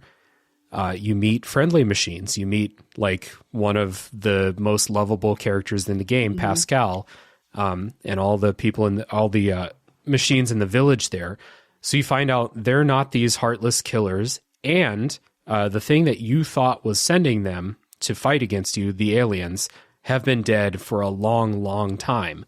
So it's just slowly chipping away at like this kind of setup that you were given. So I think that's the main thing for Route A, in addition to, like I said in the spoiler section, 2B and 9S and their kind of growing relationship. So Adam and Eve are present throughout most of 2B and 9S's story, we'll say.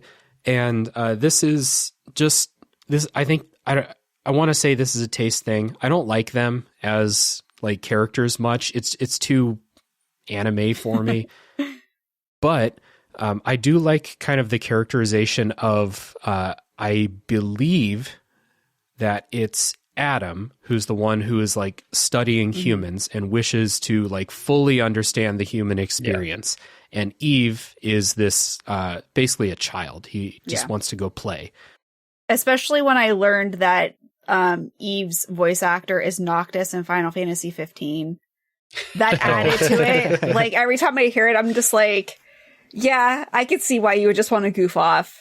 Like you just went on a road trip with all your friends for an entire game. So yeah, but I enjoyed, like, I don't always enjoy the kind of they're set. And if you don't dig, I feel like if you don't dig at Adam and Eve or like really pay attention to the dialogue, then they feel like villains that are just there to be villains.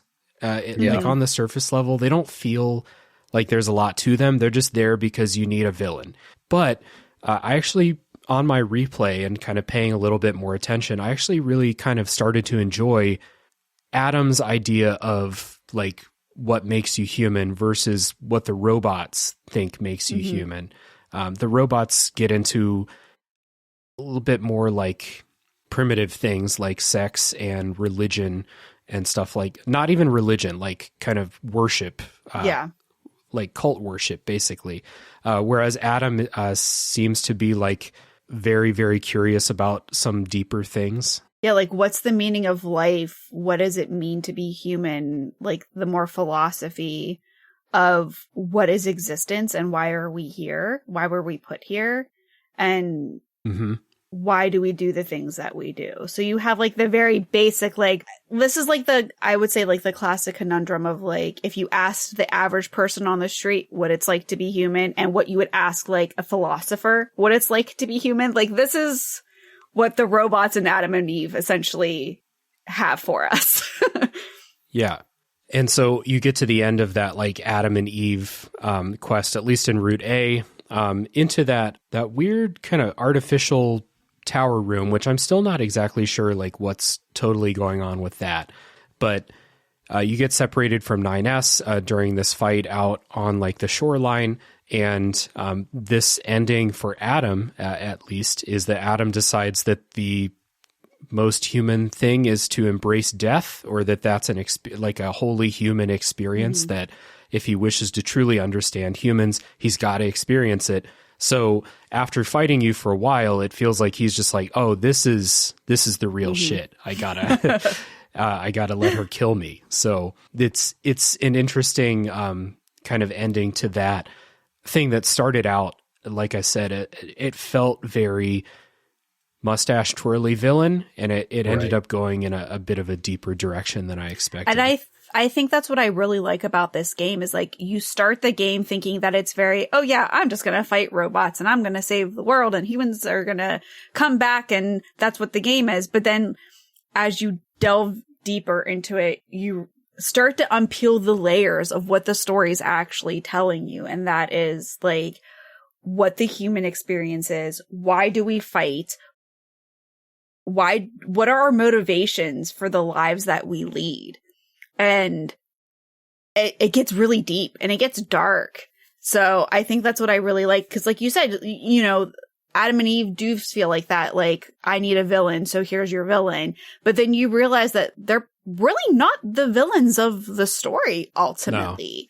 No. And like, that's kind of one of those twists. You're like, oh yeah, this is so gimmicky. Of course, Adam and Eve. Haha. Like, obviously we get the reference. Little on the nose. Yeah. It's very on the nose, but I think that was done on purpose because then once you realize that like, they're not actually the ultimate villains and that they're there to to tell you a deeper story of what's going on.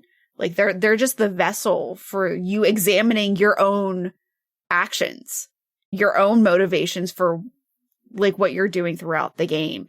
That I think that just is so good. It's such good storytelling. Yeah, it's like the whole game at its core is like on the surface, it's kick-ass anime babe killing robots, and like that sounds fun. That's a fun time. That's the hook. That sounds like that's good video gaming. But then you get into it, and similar to what you've been talking about, Adam and Eve kind of being really generic on the surface. The more you get into it, the more you stick with it, the more you play it, and the more you pick up on what they're trying to say. It's like, oh, yeah, this is not what I was expecting just from the cover art of this game. Yeah. This is way deeper. It's doing something completely different and unique, and I think that that's really cool. It's a cool twist. Yeah. So you kill Adam, and then you have a boss fight against Eve, and it's very different how fighting against Adam is almost this like you're fighting a curious villain against Adam, and then you're fighting like this just primal rage against Eve because he's mad because you killed Adam. And you go through that. Nice difference between the two of them there. And I didn't notice this the first time I played, but after that's over, 9S gets corrupted. 2B has to kill 9S. And I didn't notice this the first time I played, or like didn't key in on this line, but it makes total sense later on. As 9S is tearfully, or as 2B is tearfully choking 9S to death, she yells, "It always ends like this." And when I first played, I think I thought, because there's, the android bodies die, their consciousness gets put in a new body. It happens a couple times in each route. I thought that that's what that was about. And I thought that's a really clever, like, that's not what she's talking about. And you don't find out until so much later that she's actually talking about her entire reason for existence, basically. Mm-hmm. Oh yeah, that's when you get the knife in the heart. Yeah. when that's finally revealed in later routes, which I don't know how much you want to get into that here, or if we'll talk about that when we get to the later routes. Yeah, but we can just say like the Route A spoiler wall is over now, and we're moving into Route B. Yeah, all these sub spoiler walls. Yeah, so moving into Route B.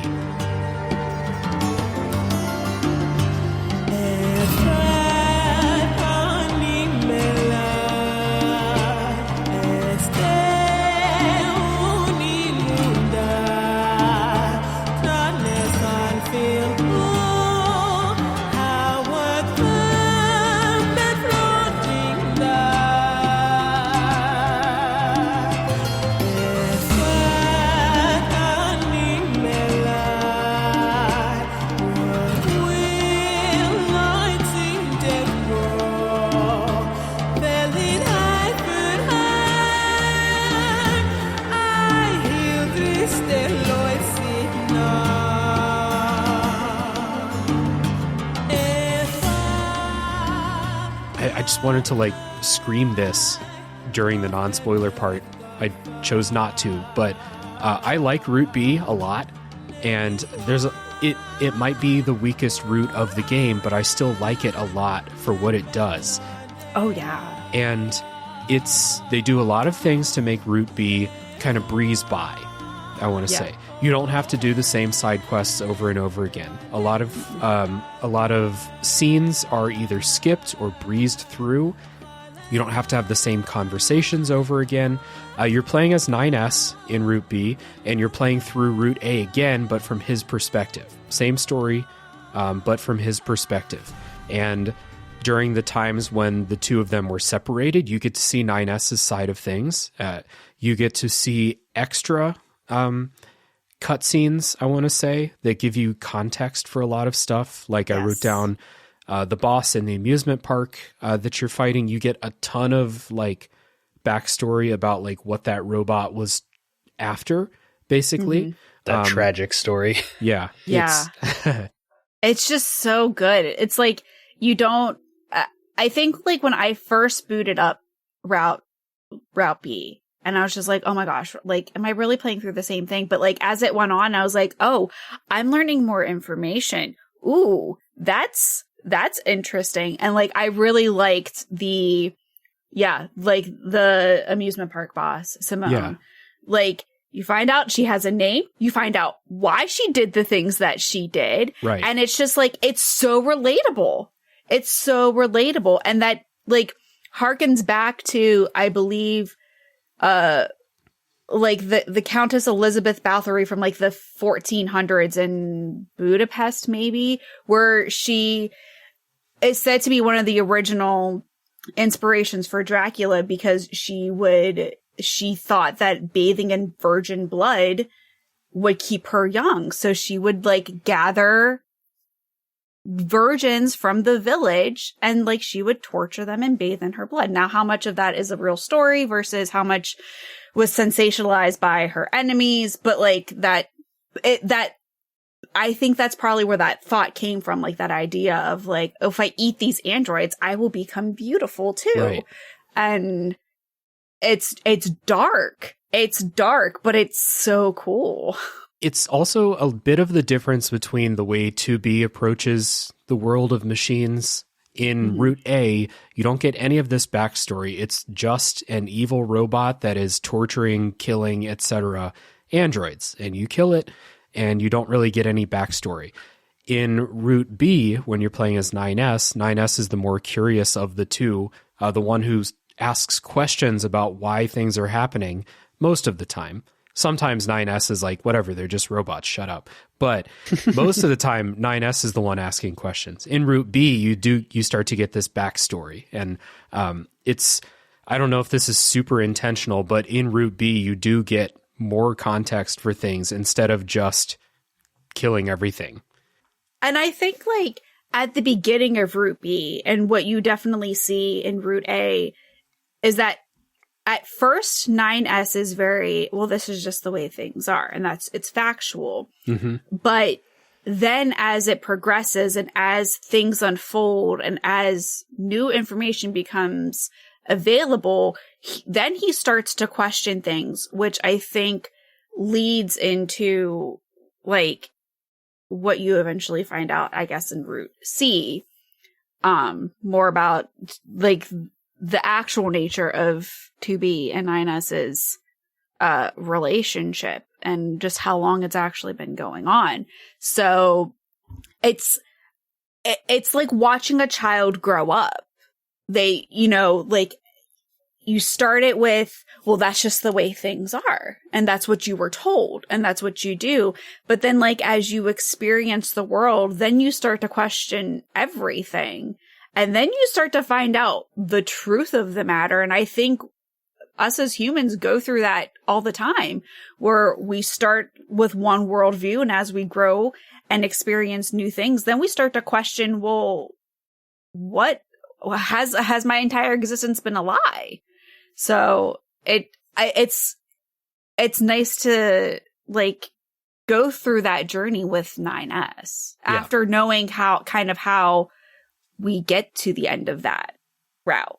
Yeah, I really like Route B from a story perspective, and from like everything you guys are talking about. You get more information, you're learning things. 9S is way more curious. You're kind of learning more, or getting some things answered or developed from the questions that you were presented with in Route A. I will say it was my least of the three as far as playing it. I don't really like playing 9S because a lot of it is that hacking mini game. Yeah. But in general, like you were saying, Dave, I think they did a lot of stuff to help kind of keep it moving, and you were getting so much more information that was different or new that I thought it was still fresh. It still was worth playing because when you boot right back in and it's like, oh, we've started over. I don't know how I feel about this. Pretty quickly, it's like, okay, no, this is different. And so I liked playing it. I loved the story implications and the world building and that kind of stuff. Didn't necessarily love the gameplay. I think I prefer the fast-paced action stuff, and that's just like personal preference. Yeah. But, yeah. It's I forgot to mention, it starts with this just really sad little vignette about this robot trying to save his brother. That was terrible. How many times did you spill the oil because you were trying to speed that up? Yeah, because he walks so slowly, and if you the only way to get somewhere faster is to jump, but you can't jump while holding the bucket of grease or whatever it is. Yeah. Yeah, really, really sad little vignette. Just again humanizing the robots a little bit more each time. Yeah. I really enjoy the gameplay as 9S. I just fucking love the hacking game. I even in the regular combat, never really got sick of it. And it's so much faster when you're fighting bosses to hack your way through them than it is to fight as 2B style or A2 style. So I really liked Route B. Little bit of context. We didn't mention the robots in the forest, but it's another little story that you get in Route A, that there is kind of like a robot kingdom in the forest. Again, stages of society, they're kind of splintering off and forming their own systems. You have Pascal's village of pacifists. You have the robot kingdom out in the forest. Route B kind of gives you more context on that too. So those machines were also tired of fighting. They decided to form a kingdom out there. When that leader died, they transferred the consciousness into this little baby robot because they still just don't quite understand the whole picture. Again, it's like the robots are trying to mirror and emulate all these human things, but they just don't know enough about humans. So they're like, oh, babies. Okay, we'll put it in this baby. And eventually it will grow up. Yeah. Yeah. Eventually it'll grow up because that's what human babies do. And then in Route A, I don't think you get any of this. You just make it to where you think the leader is, and A2 kills it. And then in Route B, you get all this context for what that is, and then A2 kills it. And then you're like, well, yeah, there's so much work put into that. Yeah, exactly. It's now you're starting to endear yourself to the robots a little bit, and you're just like, oh, why'd you gotta kill that little robot baby? Come on, what was it gonna do? Yeah, and that's how they frame A2 as a villain. Is because from your perspective, and then you're getting chatter over your your comms saying, "Oh, she's a defector. Take her out. Kill her immediately before she kills you." Right. So and you try to ask some questions, and they on the comms they don't have any space for it. There's nope, she's your enemy. Kill her. Yep. Exactly. So they do a good job of framing her as a villain in that sense, so that when you finally get to Route C, when we break through that spoiler wall, it's another big twist, Yeah. So I guess the only other things for Route B that I have are just a little bit more human, characterization for Adam and Eve. You get a bit more scenes of Adam kind of, they're sitting at this comically long dinner table, those scenes. Adam kind of posing these questions, and Eve is like, can we go play? Like, please, can we just go do something fun? A lot more of those scenes that makes, you have to fight them again because you're going through the same story stuff, or at least you have to fight Eve again at the end. And then the same ending where 2B chokes 9S, but two girls in red dresses are watching at the end of Route B, which I understand that they have a big part in Replicant. Not really. I think in the remake they added more to the ending to add them in, because like they added stuff to the Replicant remaster that came out last year. Because there were two versions kind of Nier. Retcon it in before. There was Nier, there was Gestalt and Replicant, I think. Right? Yeah, and the main difference was in Gestalt, like it's the same story, it's the same game. However, in Gestalt, the relationship between in Gestalt, it's a brother and a sister. You're a brother looking for your sister. And Replicant, it was dad and daughter. And then when they did the remaster that came out last year, they went back to brother sister. Gotcha. Okay.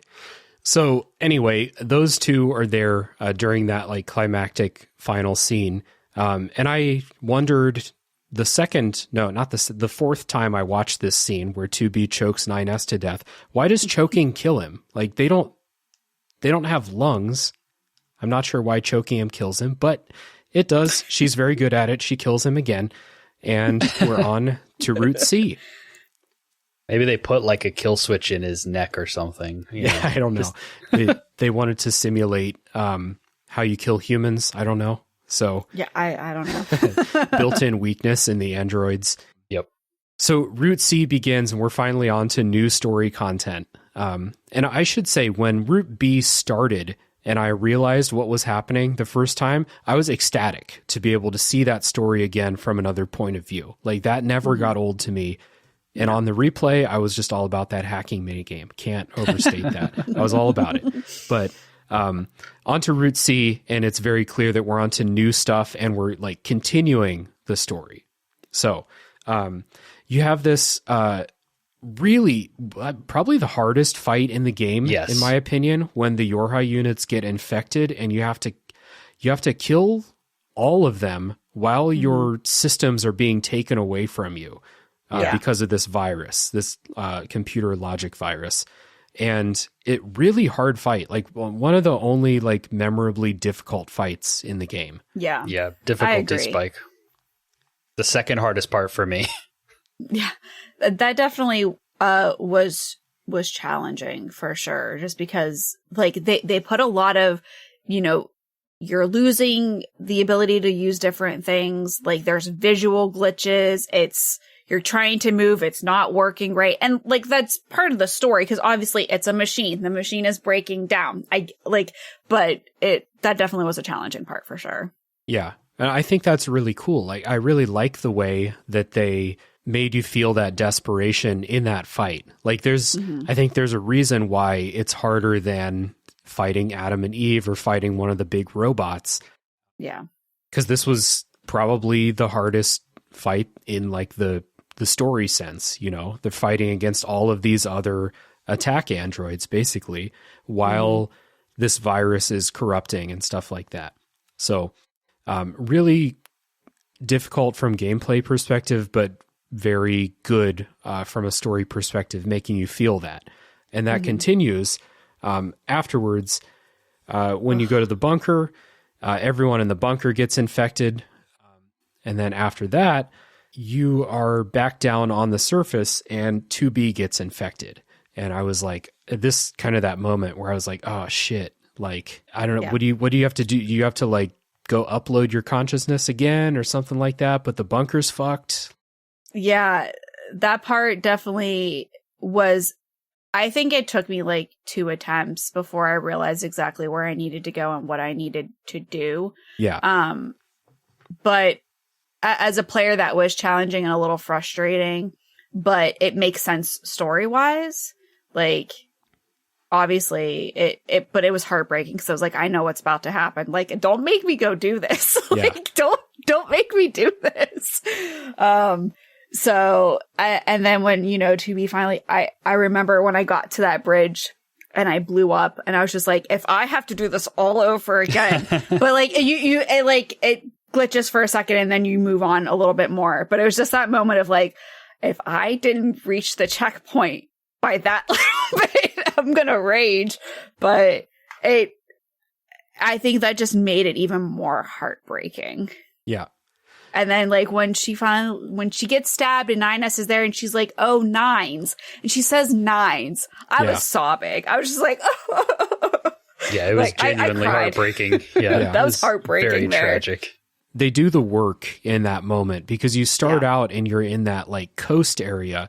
And as the systems are failing for 2B, you have to drag her all the way. It takes like 5 to 10 minutes. It takes a long time for you to get from this place. She's trying to get to a place away from others so that if she explodes or something, she won't harm other people or other androids. So you have this long thing where you're like dragging yourself. There's robots trying to attack you. You're trying to avoid the robots and get to this place.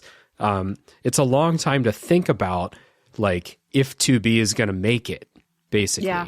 And like by this point in the game, I'm like, I love 2B. I love 9S. I love these characters. And so by this point in the game, I was like, fuck, this is like, I'm like nervous playing. I'm like, this is bad. This is really bad, guys. Like this is not going to end well. Yeah. And on my replay, so you come out of that sewer and you are supposed to go left out of the sewer and you go up a ramp and then you get on the path to the bridge. On my replay, I just couldn't figure it out. It took me like 5 tries. I kept going right and you can get like far enough that you think it's the right way, but it's not. You can't get back up to the main level. And there's a bunch of robots there that will just corner you and they'll knock you off the ledge down into the cave at the bottom. And it was very frustrating until I took a step back from the game and I was like, Dave, dude, like something's not like, this is not a difficult game. Figure this out. This is like, they're not trying to trick you here. And I was like, oh, you just turn left. The ramp is right there. Yeah. But it's a great build up to like this climactic scene that kicks off the rest of the game. Yeah. I think like, to what you're saying, it's like, yeah, obviously just turn left, the ramp's right there. But like that moment is so chaotic because you realize that you are quickly losing your ability to do anything. You can't sprint. She starts hobbling. So like there's that sense of urgency of like, oh my God. And like, what's out there. You're like, I'm going to have to traverse all that. I'm not going to be able to fight anything. I'm going to be literally limping and hobbling along. So it definitely added to that like chaotic sense of, oh my God, I have to get out of here, but how am I going to survive where I need to go? Yeah. So you mentioned it before, but what happens is 2B gets across the bridge and she runs into A2. And 2B knows what's up. She knows that there's no coming back from this. So she asks A2 to kill her. A2 obliges, but 9S just happens to see that from a distance, too far away for anyone to explain anything to each other. Everyone's favorite storytelling device. Yeah, exactly. Yeah, no communication at all. To be fair, he's very far away, and then he falls down into the chasm there. But you're right. Like 9S had been trying for the entire game to get 2B to soften up a little bit and call him by his nickname, Nines, and she finally does as she's dying there. It's a nice little moment. I definitely cried. I'm not afraid to admit it. I cried everything though, but I cried because it was just like, this is everything that he was hoping for. Yeah. And now it's all gone. Exactly. And he blames it all on A2. Yeah, and he freaks out, and this that just breaks something inside of his brain. And so 9S is no longer the curious, like, cute anime boy. He is just full-on warpath. I'm going to kill her, and I'm going to kill everyone who's in my way. the rest of the game. And I think I've had some people say that it seemed out of character, and I have to disagree with that thought, because if you think about it from the perspective that, like, at this point, he now knows that, like, the humans have been dead for a long time. All of this is a complete ruse, which we didn't even talk about in Route B. But in Route B, we realize the humans are dead. They're extinct. There's no more humans. So this whole war that you've been fighting is for no reason other than for the sake of fighting a war, because androids need something to do. Right. So you have this information now that, like, your entire existence is a lie. You're not fighting for anything because what you thought you were fighting for doesn't exist anymore. And now you're seeing all of your friends start going crazy. Like, they're all infected and dying. And now the one person you care about that you were hoping that you can be like, I'm going to tell them this information and we can just leave all of this behind. We can go, I don't know what we'll do, but we don't have to do this anymore. And before you get a chance to do that, you see her stabbed. Yeah. I feel like that's going to break anyone. Like, that's going to break anyone's brain. That would break my brain, I think. So I feel like, and then at that point, you're like, what's the point then? Yep. Burn it down. Like, there's literally nothing left to live for, because the one thing that I thought I could at least eke out some sort of existence with is now gone. So what's the point? Why are we here? It doesn't matter. I'm going to get my revenge and then I'm going to die, and that's it. Because that's all apparently this life is good for. Yep. And if that isn't, like, the human existence right there, I don't know what it is. Like, you say that as 9S is, like, sharply losing all reasons for him to continue living. While you've been watching the robots evolve and gain more reasons to keep living at the same time. Yeah. And, like, you have Adam and Eve trying to figure it out on their own, and the pods, who you start, probably by this point, you've started to see little conversations between them, but that continues as we go too. So, like, sharp decline for 9S here, while others are growing. And it's just, again, so much praise for the way this story's told. Yeah. So A2 kills 9S, or kills 2B. 9S sees it, freaks out, but falls into this, like, gorge, I guess, whatever you want to say it. And now you play as A2, and I definitely didn't expect this. I didn't expect to be able to play as A2. And when you fully take control of A2, you don't know anything about her except the fact that Route A and B told you that she's dangerous and that she's the enemy, and that's all you know. And she cuts her hair off as soon as she takes 2B's weapons. I'm not sure why. Anyone have a guess? Did 2B have short hair? Yeah. 2B has short hair, yeah. So maybe it's it was also like easier to fight thing. with short hair. Well, yeah. But maybe she knows there's a lot more fighting to be had, and short hair is less of a liability in a fight, I guess. Yeah, these androids were designed for practicality. Yeah. For sure. Yeah. As 2B runs around in high heels. Yeah, exactly. But, yeah, that's, you know. Yeah. No, but I loved A2. I think she, as you get to know her more, became one of my favorite characters. She has that kind of personality that I enjoy just in stories and stuff, that kind of over it personality. Mm-hmm. So yeah, I liked this section a lot. Yeah, it's a good summation of her attitude. 2B is very businesslike, 9S is very curious, A2 is over it. Yeah. So you control her. You can also you get the choice. The pods give you a choice of when to play A2 sections and when to play 9S sections during this. I don't think it really matters. I don't think they'll let you progress past a point. Like, if you play too many of one section, they'll just be like, hey, you got to play 9S now. So yeah, because I don't think I even really fully understood that's what was happening when it was like the pods and you were kind of like picking. I couldn't remember whose was whose anyways, so I was kind of doing them at random. Yeah. And it all still came together. Yeah, I think, like, if you just chose to do, like, all of A2 I think there's like 3 sections, and then once you do those 3, it forces you to be 9S, or you can bounce back and forth, because I think what they're trying to get at is that these are happening simultaneously. But obviously you can't do that as 2 different characters as one person playing the game. So like this is their way of saying like these 2 storylines are happening at the same time.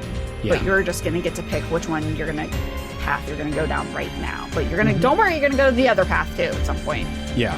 And then the 2 paths shall meet in the future.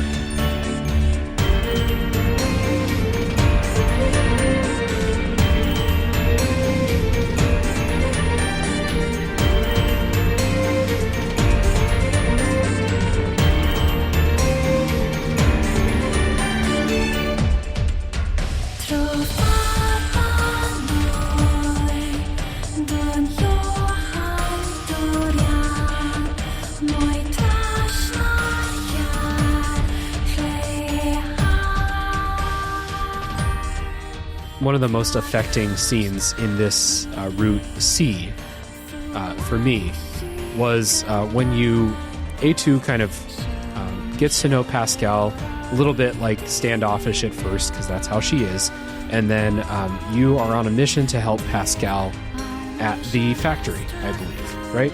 Yes. Yeah. And this is kind of part of that growth of the machines and their like quest to be more human, and this is a giant backfire from Pascal in trying to teach the children of the village how to be more human. Pascal teaches them about fear and other human emotions, and that is too much for them, and they all kill themselves. And then that was rough, like extremely, another heartbreaking moment. Yeah, especially for Pascal. Pascal, there's not a bad circuit in Pascal's body. Like Pascal is such a solid person, and this just backfires so hard. Yeah. And it's just heartbreaking. And then you have the choice of either killing Pascal or wiping his memory. Right. What did you guys do?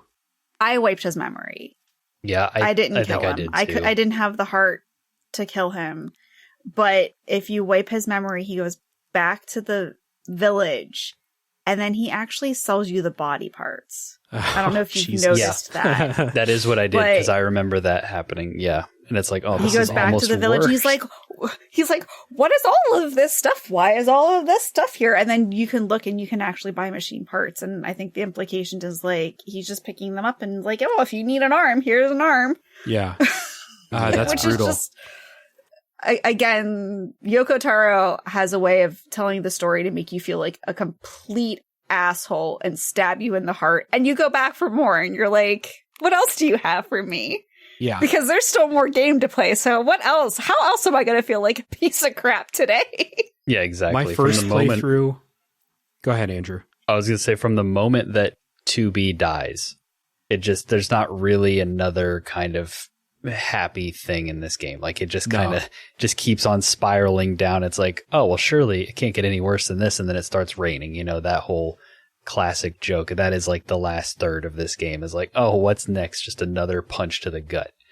Especially after, I don't know if you did the side quest of A2 in Pascal's village where she builds the slide for all the little machine children. And then like 5 minutes later, it's just death and destruction. And it's just like, why you got to do this to me? Yeah, it is a really sad route in Route C, and not just like from overtly sad things like all the village robots killing themselves because they can't handle the idea of fear. Just the revelations that you learn too. There's nothing good at all for the rest of the game. So I was going to say, in my first playthrough, I wiped Pascal's memories. In my second playthrough, I killed Pascal because I saw what happened the first time. And I was just like, I've gone through a period of personal growth, I guess, since I first played the game, where I am pro euthanasia in situations like this. So I killed Pascal. I didn't mention this before, but I like how Pascal and some of the other characters are deliberately not gendered. Even though Pascal is a male-sounding name, that's not how Pascal's voice sounds. Right. Yeah, it's like an androgynous. I mean, it's a machine picking names. Right. I'm sure like it picked a name for itself. It probably just found it in some archive and was like, oh, Pascal, I kind of like that name. Yeah.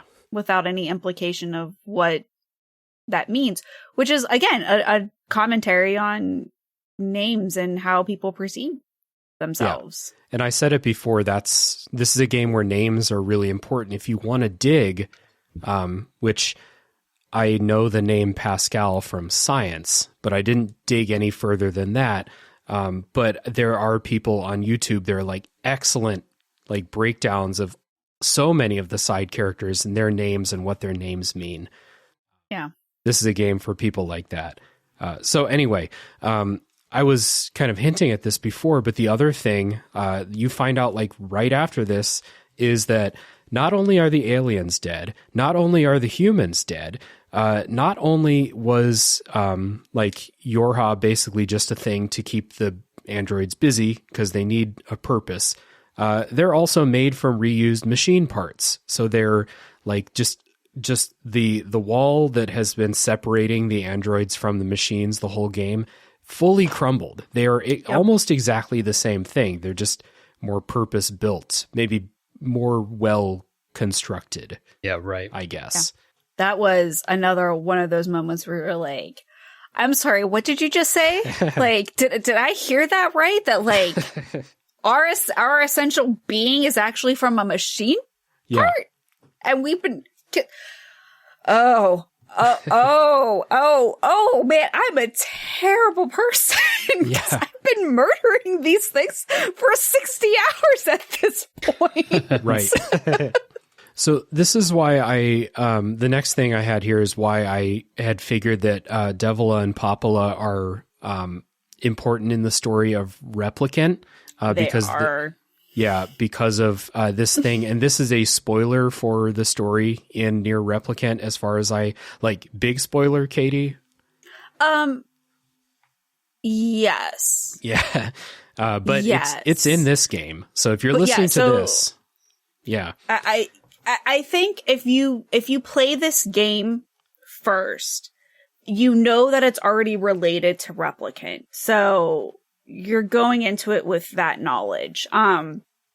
It's one of those things where like, if you played the first, this moment kind of, not that it hits harder, because obviously you know what Replicant has led to this point, but you kind of see how they ended up. Yeah. Okay. Because it does have that long text thing about them. And you kind of find out, okay, this is what happened to them. Yeah. Or their a penance. version of them. Yeah. And so when you get to the tower fight with them, it makes it more impactful. Yeah. So they tell you that they were responsible for something called the Black Scrawl, killing the humans. And they, as penance or punishment for this, they've had their memory wiped and programmed to constantly feel guilt. That's their existence now. It's just another one of these like things that keeps happening. Machine in Root C, machines kill themselves. You find out that the androids are made from machine parts. You meet these characters. They seem nice. Oh, they're programmed to feel guilt constantly. That sounds like it sucks. Because they killed the humans. Yeah, exactly. Yeah.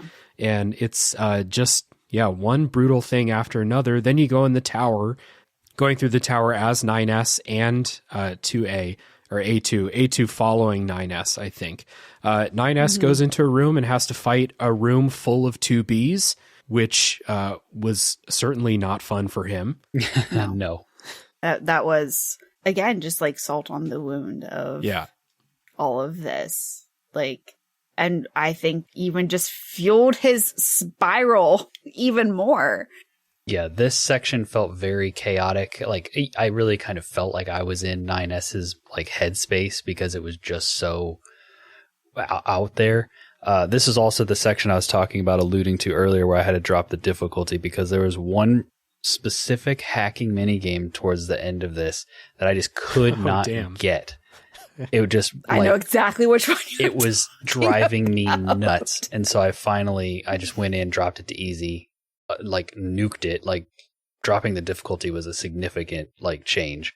And then I brought it back up for the rest. But I was legitimately like raging and getting frustrated. I was like, I need to get past this. Then I can come back. Yeah, I think like the tower and some of the hacking mini games, I think were the only times where like I really hated the hacking stuff. I was just like, this is excessively complicated. Difficult. Yeah. I mean, I did get through it, but it was definitely a little bit more frustrating than it should have been. I probably should have dropped the difficulty. That would have been easier. I didn't even think of doing that. I was just like, no, I'm going to brute force it. I wish I could relate. I just love the hacking. Like I never got tired of it. I did get stuck fighting the boss as you're climbing. You're fighting this. You fight the two individual bosses, and then they fuse together as one at the end, and you have to fight them with 9S and A2. And there's not a good checkpoint system throughout that boss fight. So if you die, you have to do the whole thing. And I died a couple of times, which that sucks. Didn't mention before, but did either of you ever die in the opening sequence? Because there's no checkpoint. I might have died my very first time. Like the very beginning of the game, you can't save until you get to the bunker. And that's really shitty, I think. Yeah. Yeah, but I think it was just like, this is Yoko Taro's way of saying, listen, buck up. There's no autosave. You want to get through it. You better survive. But like, if I think I did, I don't remember, or maybe I didn't, but my sister did. So I saw her struggle. But like at that point, I kind of knew what was coming. And again, I don't think it's an overly difficult game where I was just like, okay, if I died once, I wasn't managing my heals, or I hit the wrong button and didn't do what I needed to do to stay alive. So next time I'll definitely get it. And I don't think anytime that happened, I didn't struggle more than once. Okay. Like after that, I don't think I really had any like devastating losses, but I'm a compulsive saver. So if I walked past a save point, I was like, all right, stopping and saving.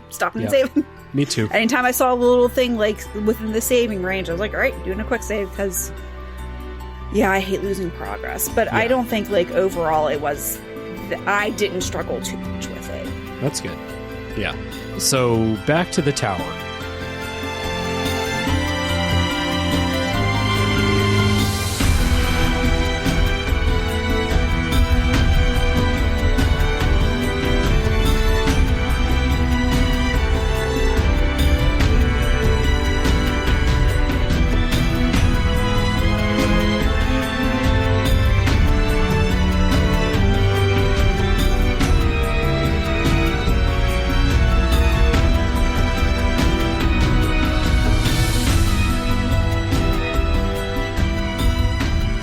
Back to the tower. 9S kills all the 2Bs. He rips one of their hands off because he has a stump at this point. He rips one of their hands off and puts it on his stump. So he has a cute 2B hand now. And moving on, another just like you thought you had hit rock bottom with Yorha and their reason for existence, but then it gets worse somehow. So you get the revelation here that not only are the aliens dead, the humans dead, and the androids made from machine parts. Not only that, but the idea that the humans still lived, which gave them the reason to keep fighting, was implanted by the machines into the bunker. And that the Yorha units got this idea that they were still alive from the machines. So I don't know. It makes me wonder, like, is this the machines toying with them? Or was this because I don't think this is explained, but is this just the machines fucking with them? Like displaying a higher degree of intelligence than we had given them credit for?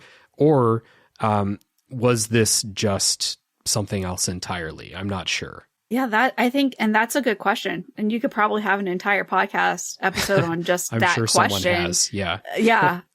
I think it's a little bit of both. I think it was the machines saying, wow, you looked like, I mean, obviously you look at the machines, like the little robots, the little stumpy things, the one that couldn't jump with a bucket without spilling it everywhere. And then you have these very sophisticated androids. And it's easy to be like, you know, the androids look down on the machines. Obviously, they were killing them. They saw them as lesser.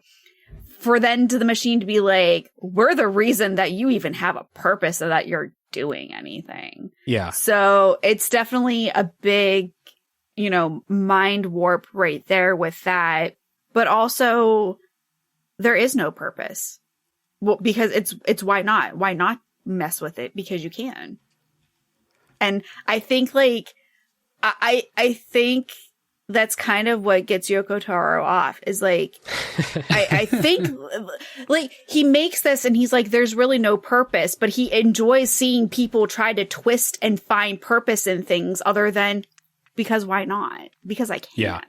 And even at this point, when the floor has fallen away, like so long ago, like just to keep like removing layers that would have given them purpose at all. Yes. It's like, oh, so you think that your life was a joke, but you don't know how big of a joke it actually was. Yeah. This is the revelations we're getting here.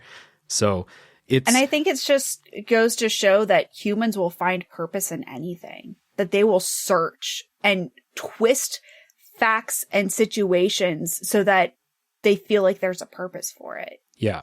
Even if the creator's like, there's no purpose. I did it for fun. And people are like, no. Let me tell you, for this reason, there's a purpose. Yeah, it makes me think that, like, we know that there's, like, huge intelligence in the robot network, even though the robots that they fight are, you know, like you said, the ones that can't carry a bucket without falling over. That's most of the robots that you fight throughout the game. But this revelation makes me just think that there was like a lot more intelligence happening behind the scenes than you really see for most of the game. And even like until the end of the game here, there's still probably more robot intelligence or machine intelligence than you even see in the game. But just this one kind of revelation kind of sparks all of that. So 9S and 2A are both climbing the tower, destined for a showdown. If you don't see that coming, then I don't know what to tell you, but it's a cathartic climb, just constant like combat challenges over and over again, fighting this one boss over and over again until they meet at the top.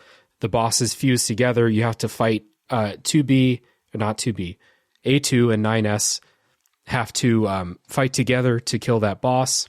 This is where you learn the final just absolute nail in the coffin for 9S.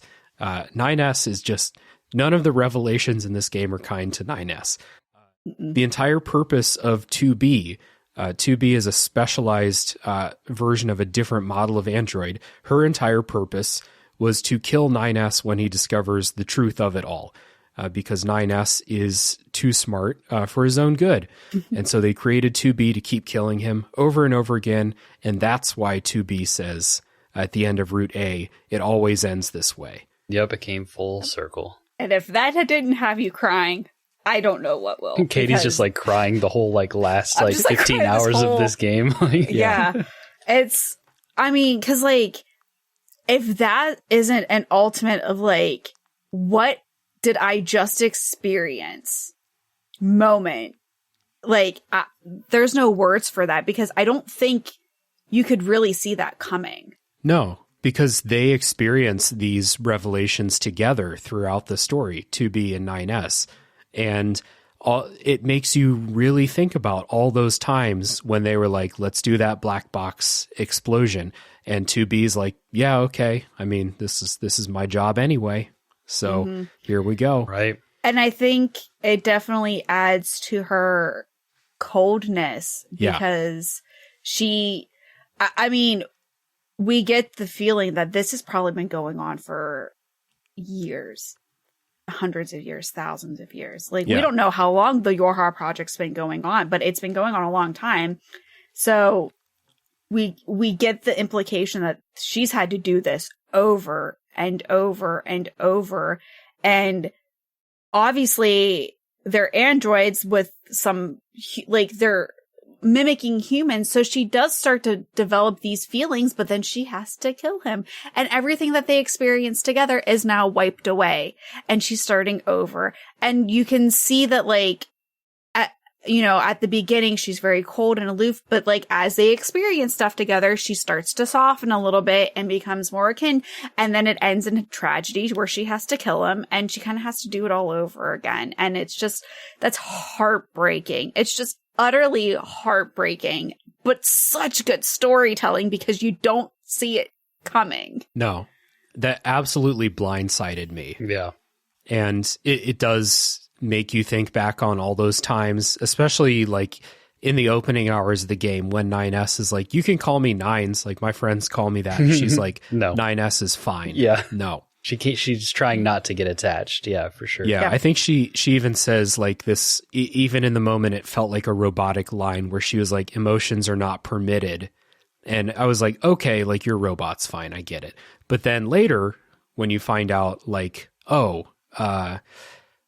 yeah, that's okay. That's why she wants to stay so detached from him. Yeah, because she ultimately knows what it's going to end in, and to have to do that over and over. And then you listen to the song "Weight of the World," and you're just like, "Oh, I get it now." Yeah, is this the price I have to pay? It's like, oh, that it just hits so hard. Whew. So, now that we have all this, we're ready for that showdown between 9S and A2. And so you get to pick both. Like, when you finish one, you go right back. You have a chapter select at this point. So you can pick that moment right before the showdown, and you can pick the other person. But I just want to ask you guys, if you could only pick one, if this was a game where you pick one and that's your game and you're done. You have to start a whole new game if you want to see the other ending. Which one would you have picked? Are you on team A2 or team 9S? I was team A2. I put 9S Same. down. Yeah, that was really my motivation too. My first time, 9S was clearly like he had lost. He had to go. Yeah. And a mercy killing of sorts too. Yeah. Yeah, definitely. I was definitely team A2 at first. Just because, like, it's like there's only, this is how your pain's gonna end. Yeah, and there's no other way. it felt like A2 had maintained who she was at that point. Like, she was still the same. Like, she was over it, but she was still A2. Where 9S at that point had changed into something else completely. So it was almost kind of like, the classic zombie storyline of, oh, don't kill them, they're my relative. That's not them anymore. They're a zombie now. It was the same thing. Whereas, like, 9S had become a monster. He wasn't himself anymore. So yeah, that to me felt like the better choice. Yeah. That's a good point. Like, maybe you've been beaten out of this, like, train of thought, but you might think, like, that there's a life after all of this for A2. There's nothing for 9S at all. So you got to put him out of his misery. So that's just happens to be Route C's ending anyway. A2 fights 9S, tries to fix the corruption inside of him. The tower collapses. She has this quote as it's collapsing. I never realized how beautiful this world was. I'm coming, everyone. I'm coming. Which you don't get much backstory for A2, but that quote there tells you that there is a lot of history. Something happened with A2 that disenfranchised her from Yorha a long time ago. So don't you get that story with an anemone? You do. The resistance camp leader, and I never finished that quest. Yeah, you can get a lot of like, it's either text or just like audio logs, but yeah, it kind of explains. And I think I sat there and listened to that whole thing or read it because it was very fascinating. But yeah, and then this ties right into that. But yeah, tragic, of course, not a happy ending.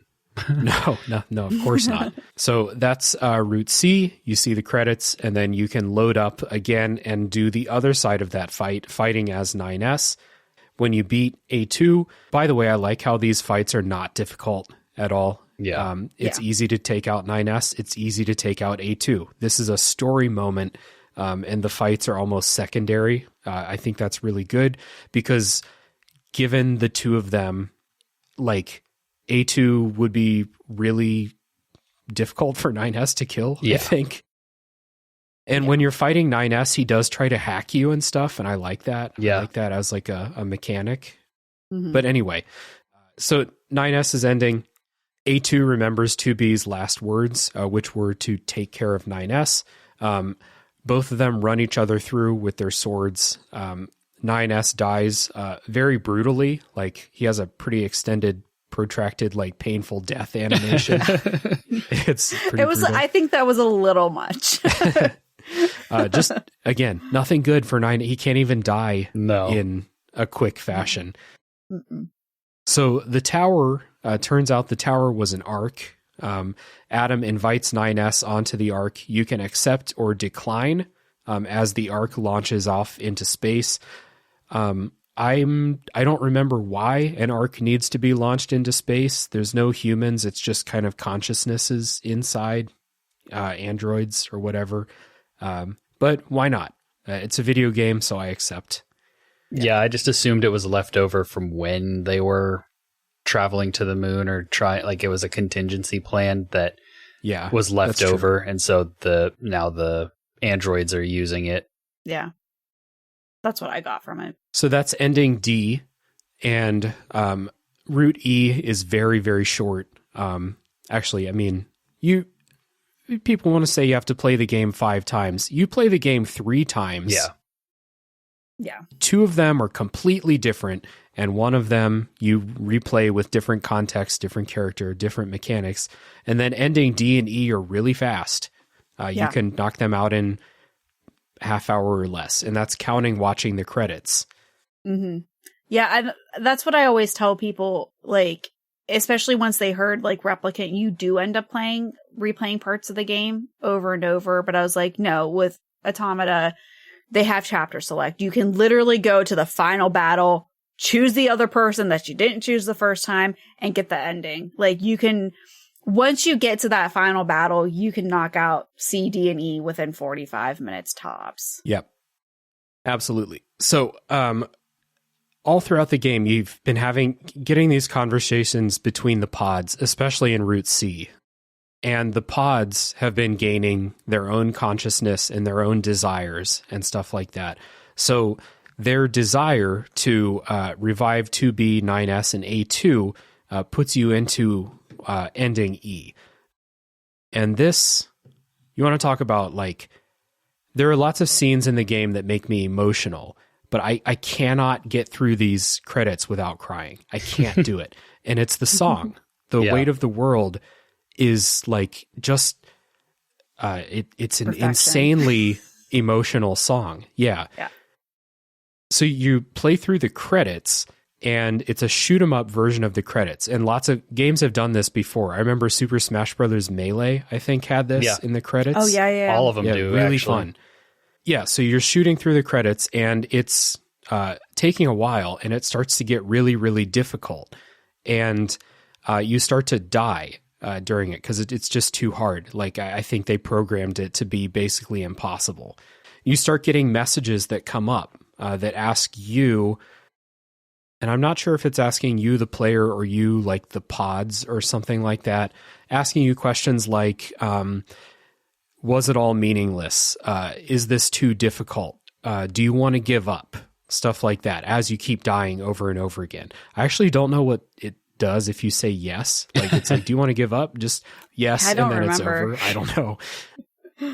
But the thing to do is to keep saying no, and then it will bring in other player characters to help you. And we didn't mention this, but there was like this dead body retrieval system throughout the game where you're interacting with other players' corpses. It's not really important for the game. Really, it feels kind of superfluous. But anyway, in the credits, they're bringing back these other player characters, and they take little spaceships, and they help you shoot and get through the credits.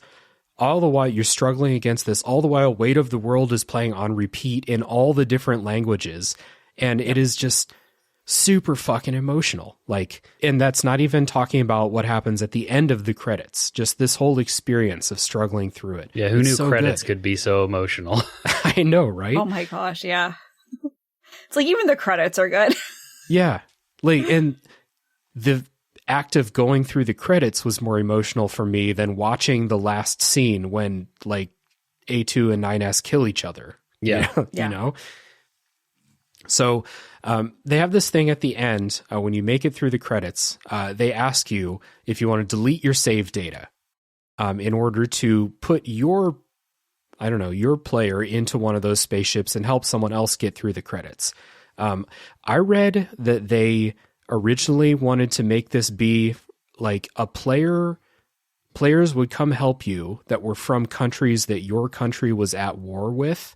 That was the original idea for this, which got scrapped probably for a good reason. Yeah, probably not too practical. Sounds good in theory, but... Yeah. But then it's like, oh, I have a player in Switzerland who is not getting any help. Yeah, exactly. From anybody. Or players from the United States are getting help from everywhere. Yeah. I do like that idea, though, because it does play into the you think that you're different, but you're really not. Yeah. Thing, which is what a lot of the game was based on. So you're right. In theory, like that's a really cool idea, but practically I can imagine it was not wholly feasible. Yeah, just from the fact that not every country is constantly at war with each other. Like surprising. New Zealand is chilling. Like, what are players in New Zealand going to do? Exactly. So, but that was the original idea. The first time I played, I didn't delete my save data because I thought I wanted to go through chapter select again. Yeah. I didn't. But did you guys delete your save data, or have you? Oh, I did. The first Twice. time? Nice. Oh, yeah. Yeah. I made sure that I 100%ed everything. I got I spent time getting all of the rare things for all of the, I upgraded all the weapons. I did all of the side quests. I made sure I did everything, and to watch it slowly get erased in front of my eyes is just as heartbreaking after putting in hours grinding some of the stupidest things, but I did it and it's deleted. There's no record of it. Wow. Nice. Yeah, Katie's the best of us because I didn't delete mine either. I didn't fully grasp why they were asking me when I played it through the first time. And then if and when I replay it, I'll delete it because similar to you, Dave, I kept it with the intention of like, well, maybe I'll come back to it, and I haven't. So if I were to go back at this point, a new game. Exactly. If I were to go back at this point, I just start over anyways. So that's Well, because so I will say for Replicant, the remaster, you do delete it, but you do get it back. Oh. They give it back to you, which was a nice touch. I was not expecting that because I knew that they did it in Replicant. Because, like I said, I played it on the PS4, and then I wanted to get the remaster because I don't have PlayStation anymore because my sister moved out. So when I got it on PC, I played through it, and you delete it, but then like after another round of cutscenes, it comes back. Okay. For Replicant. Gotcha. Yeah. It does not come back for Automata. No, Nope. It doesn't. And I did go back to chapter select because when I started my replay to get ready for this podcast, I started with the chapter select because you keep your levels and stuff, but it was like the combat was boring at that point because I was like 60 levels higher than the things I was fighting. So it actually wasn't fun. So I did restart. And then when I got to the end on the replay, I deleted the save data. And you don't get a trophy for it or anything like that. It's just like, I know that my little ship is out there helping someone through the credits. And that's a good feeling because that was really hard. And during the credits, I was starting to think like, what the hell? Like this isn't like the Smash Brothers credits. Like, this is really hard. Like, what am I doing right? Can I beat this? Like, am I not going to be able to see an ending because I can't beat the credits? Yeah. I thought the same thing. But again, I had the advantage of I watched 2 other people play through it before I started my playthrough, so I kind of knew it was coming. But yeah, it's just, I was like, you know what? No, I'm going to be so good. I'm not going to need the help. I was wrong. Yeah. I was so wrong. All right, so this is an idea, this like struggle through the credits, get help from other people. You feel this weight, right? This is an idea that could have sucked if it wasn't executed really well. And I have to give credit to the song Weight of the World for being, number one, as good as it is musically, but the lyrics like perfectly fit that situation. And you've heard the song before because it plays in all the credits that you watch, endings A through D. But when you're going through that like struggle of trying to get through that shoot 'em up part, it's like really, really affecting to hear the lyrics talking about, you know, I'm only one person. The truth is that I'm only one girl is the line in the song. And you're feeling that like, fuck, I can't do this right now as that lyric is playing with the beautiful music. Like I was like, just like sobbing through that credit sequence. And it's mostly the song, to be fair. Yeah. But it does play into that situation. Yeah, I definitely get goosebumps with that song, and I'm going to plug my own song. I did a version of it, and we actually put a call out on Twitter, and we're like, anyone who wants to sing on this, like, you don't need to know the lyrics. You're just going to be humming it. Here's what you're going to be humming. And we had, I think, 5 or 6 people from our Twitter community send in vocals for it, and we mixed it all together. So you can't tell who's who, and then I did it, and so did my daughter. So there's like a small community chorus of people that have never met in person that we had on that song. So I get goosebumps sometimes too, just thinking, just doing that, because it's impactful. That is super cool. And it is a song that, like, if the song comes on when I'm in the car or something, like it comes on in my Spotify shuffle, if I'm not in the right mood, I can't listen to it because it will make me cry regardless of the situation I hear the song in. Yeah, it's such an impactful song. It's just, it's so good. And Janique's performance is fantastic.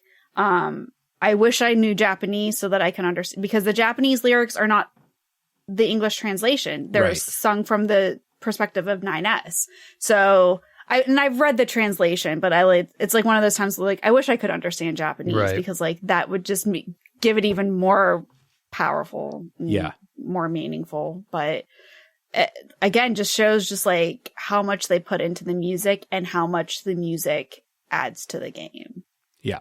And it's like just hammered home, like not a nice little like tie a bow on the end. It is hammered home at the end with Weight of the World.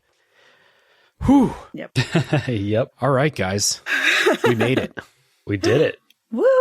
By the time I add in music, we should be around 3 hours, which we haven't been at the 3-hour mark on the show in a while. So thank you guys so much, Andrew and Katie, for doing this with me. This has been a really good episode. Yeah, absolutely. I mean, I'm always down to talk about Nier. It's in my top 3 games of all time. Yeah. Like I said, I can't be a fanatic without the fact that I have a tattoo. And you can't really see it, but I do have Virtuous Contract sword. Because I used it for a couple of my videos. So nice. Like, I was going to say, you look like you could go for another 4 hours about this. I could. I mean, so much, like, there's just so much to this game, and there's so many nuances, and there's so many things you just can't touch on. Even after 3 hours, like, there's still more you can go back and talk about, because the level of detail and care and storytelling that went into this game is just, it's amazing. And like I said, it's in my top 3 games of all time. It's just, it's perfection. And I'm really glad that studios allow creators like Yoko Taro to really just say, like, here's my vision. Here's what I'm thinking. It's a little out there, and just let them just run with it. And it's so good. Yeah. And it really, like, every time I see that Yoko Taro has put out another, like, card game for phones, I'm like, fuck, like, can we get something a little bit more meaty, like, because I know you got it in you. But I mean, he's making the games he wants to make. He's getting paid. I'm happy for him. Because if we never get another game from Yoko Taro and the rest of the people that worked on this game, at least we got this one. And I'm super excited about playing Replicant. I've verbally promised to be on a podcast talking about that in the winter. So now I have that spark, stop saying you're going to play it, just fucking play it. I know I'm going to like it. So it's really good. If you liked Automata, you're going to like Replicant. Yeah, there's a reason that so many people hold both of these games up in such high regard. So again, I really appreciate both of you guys coming on the show. Everyone who's made it to this point, congratulations. Thank you very much. One more recommendation to check out the music that Katie makes and Your Friendly Neighborhood Gamers. Again, check for links down in the show notes. High recommendation for both of those from me. So thank you everybody for listening. Tune in next week for the next game that comes out of the backlog.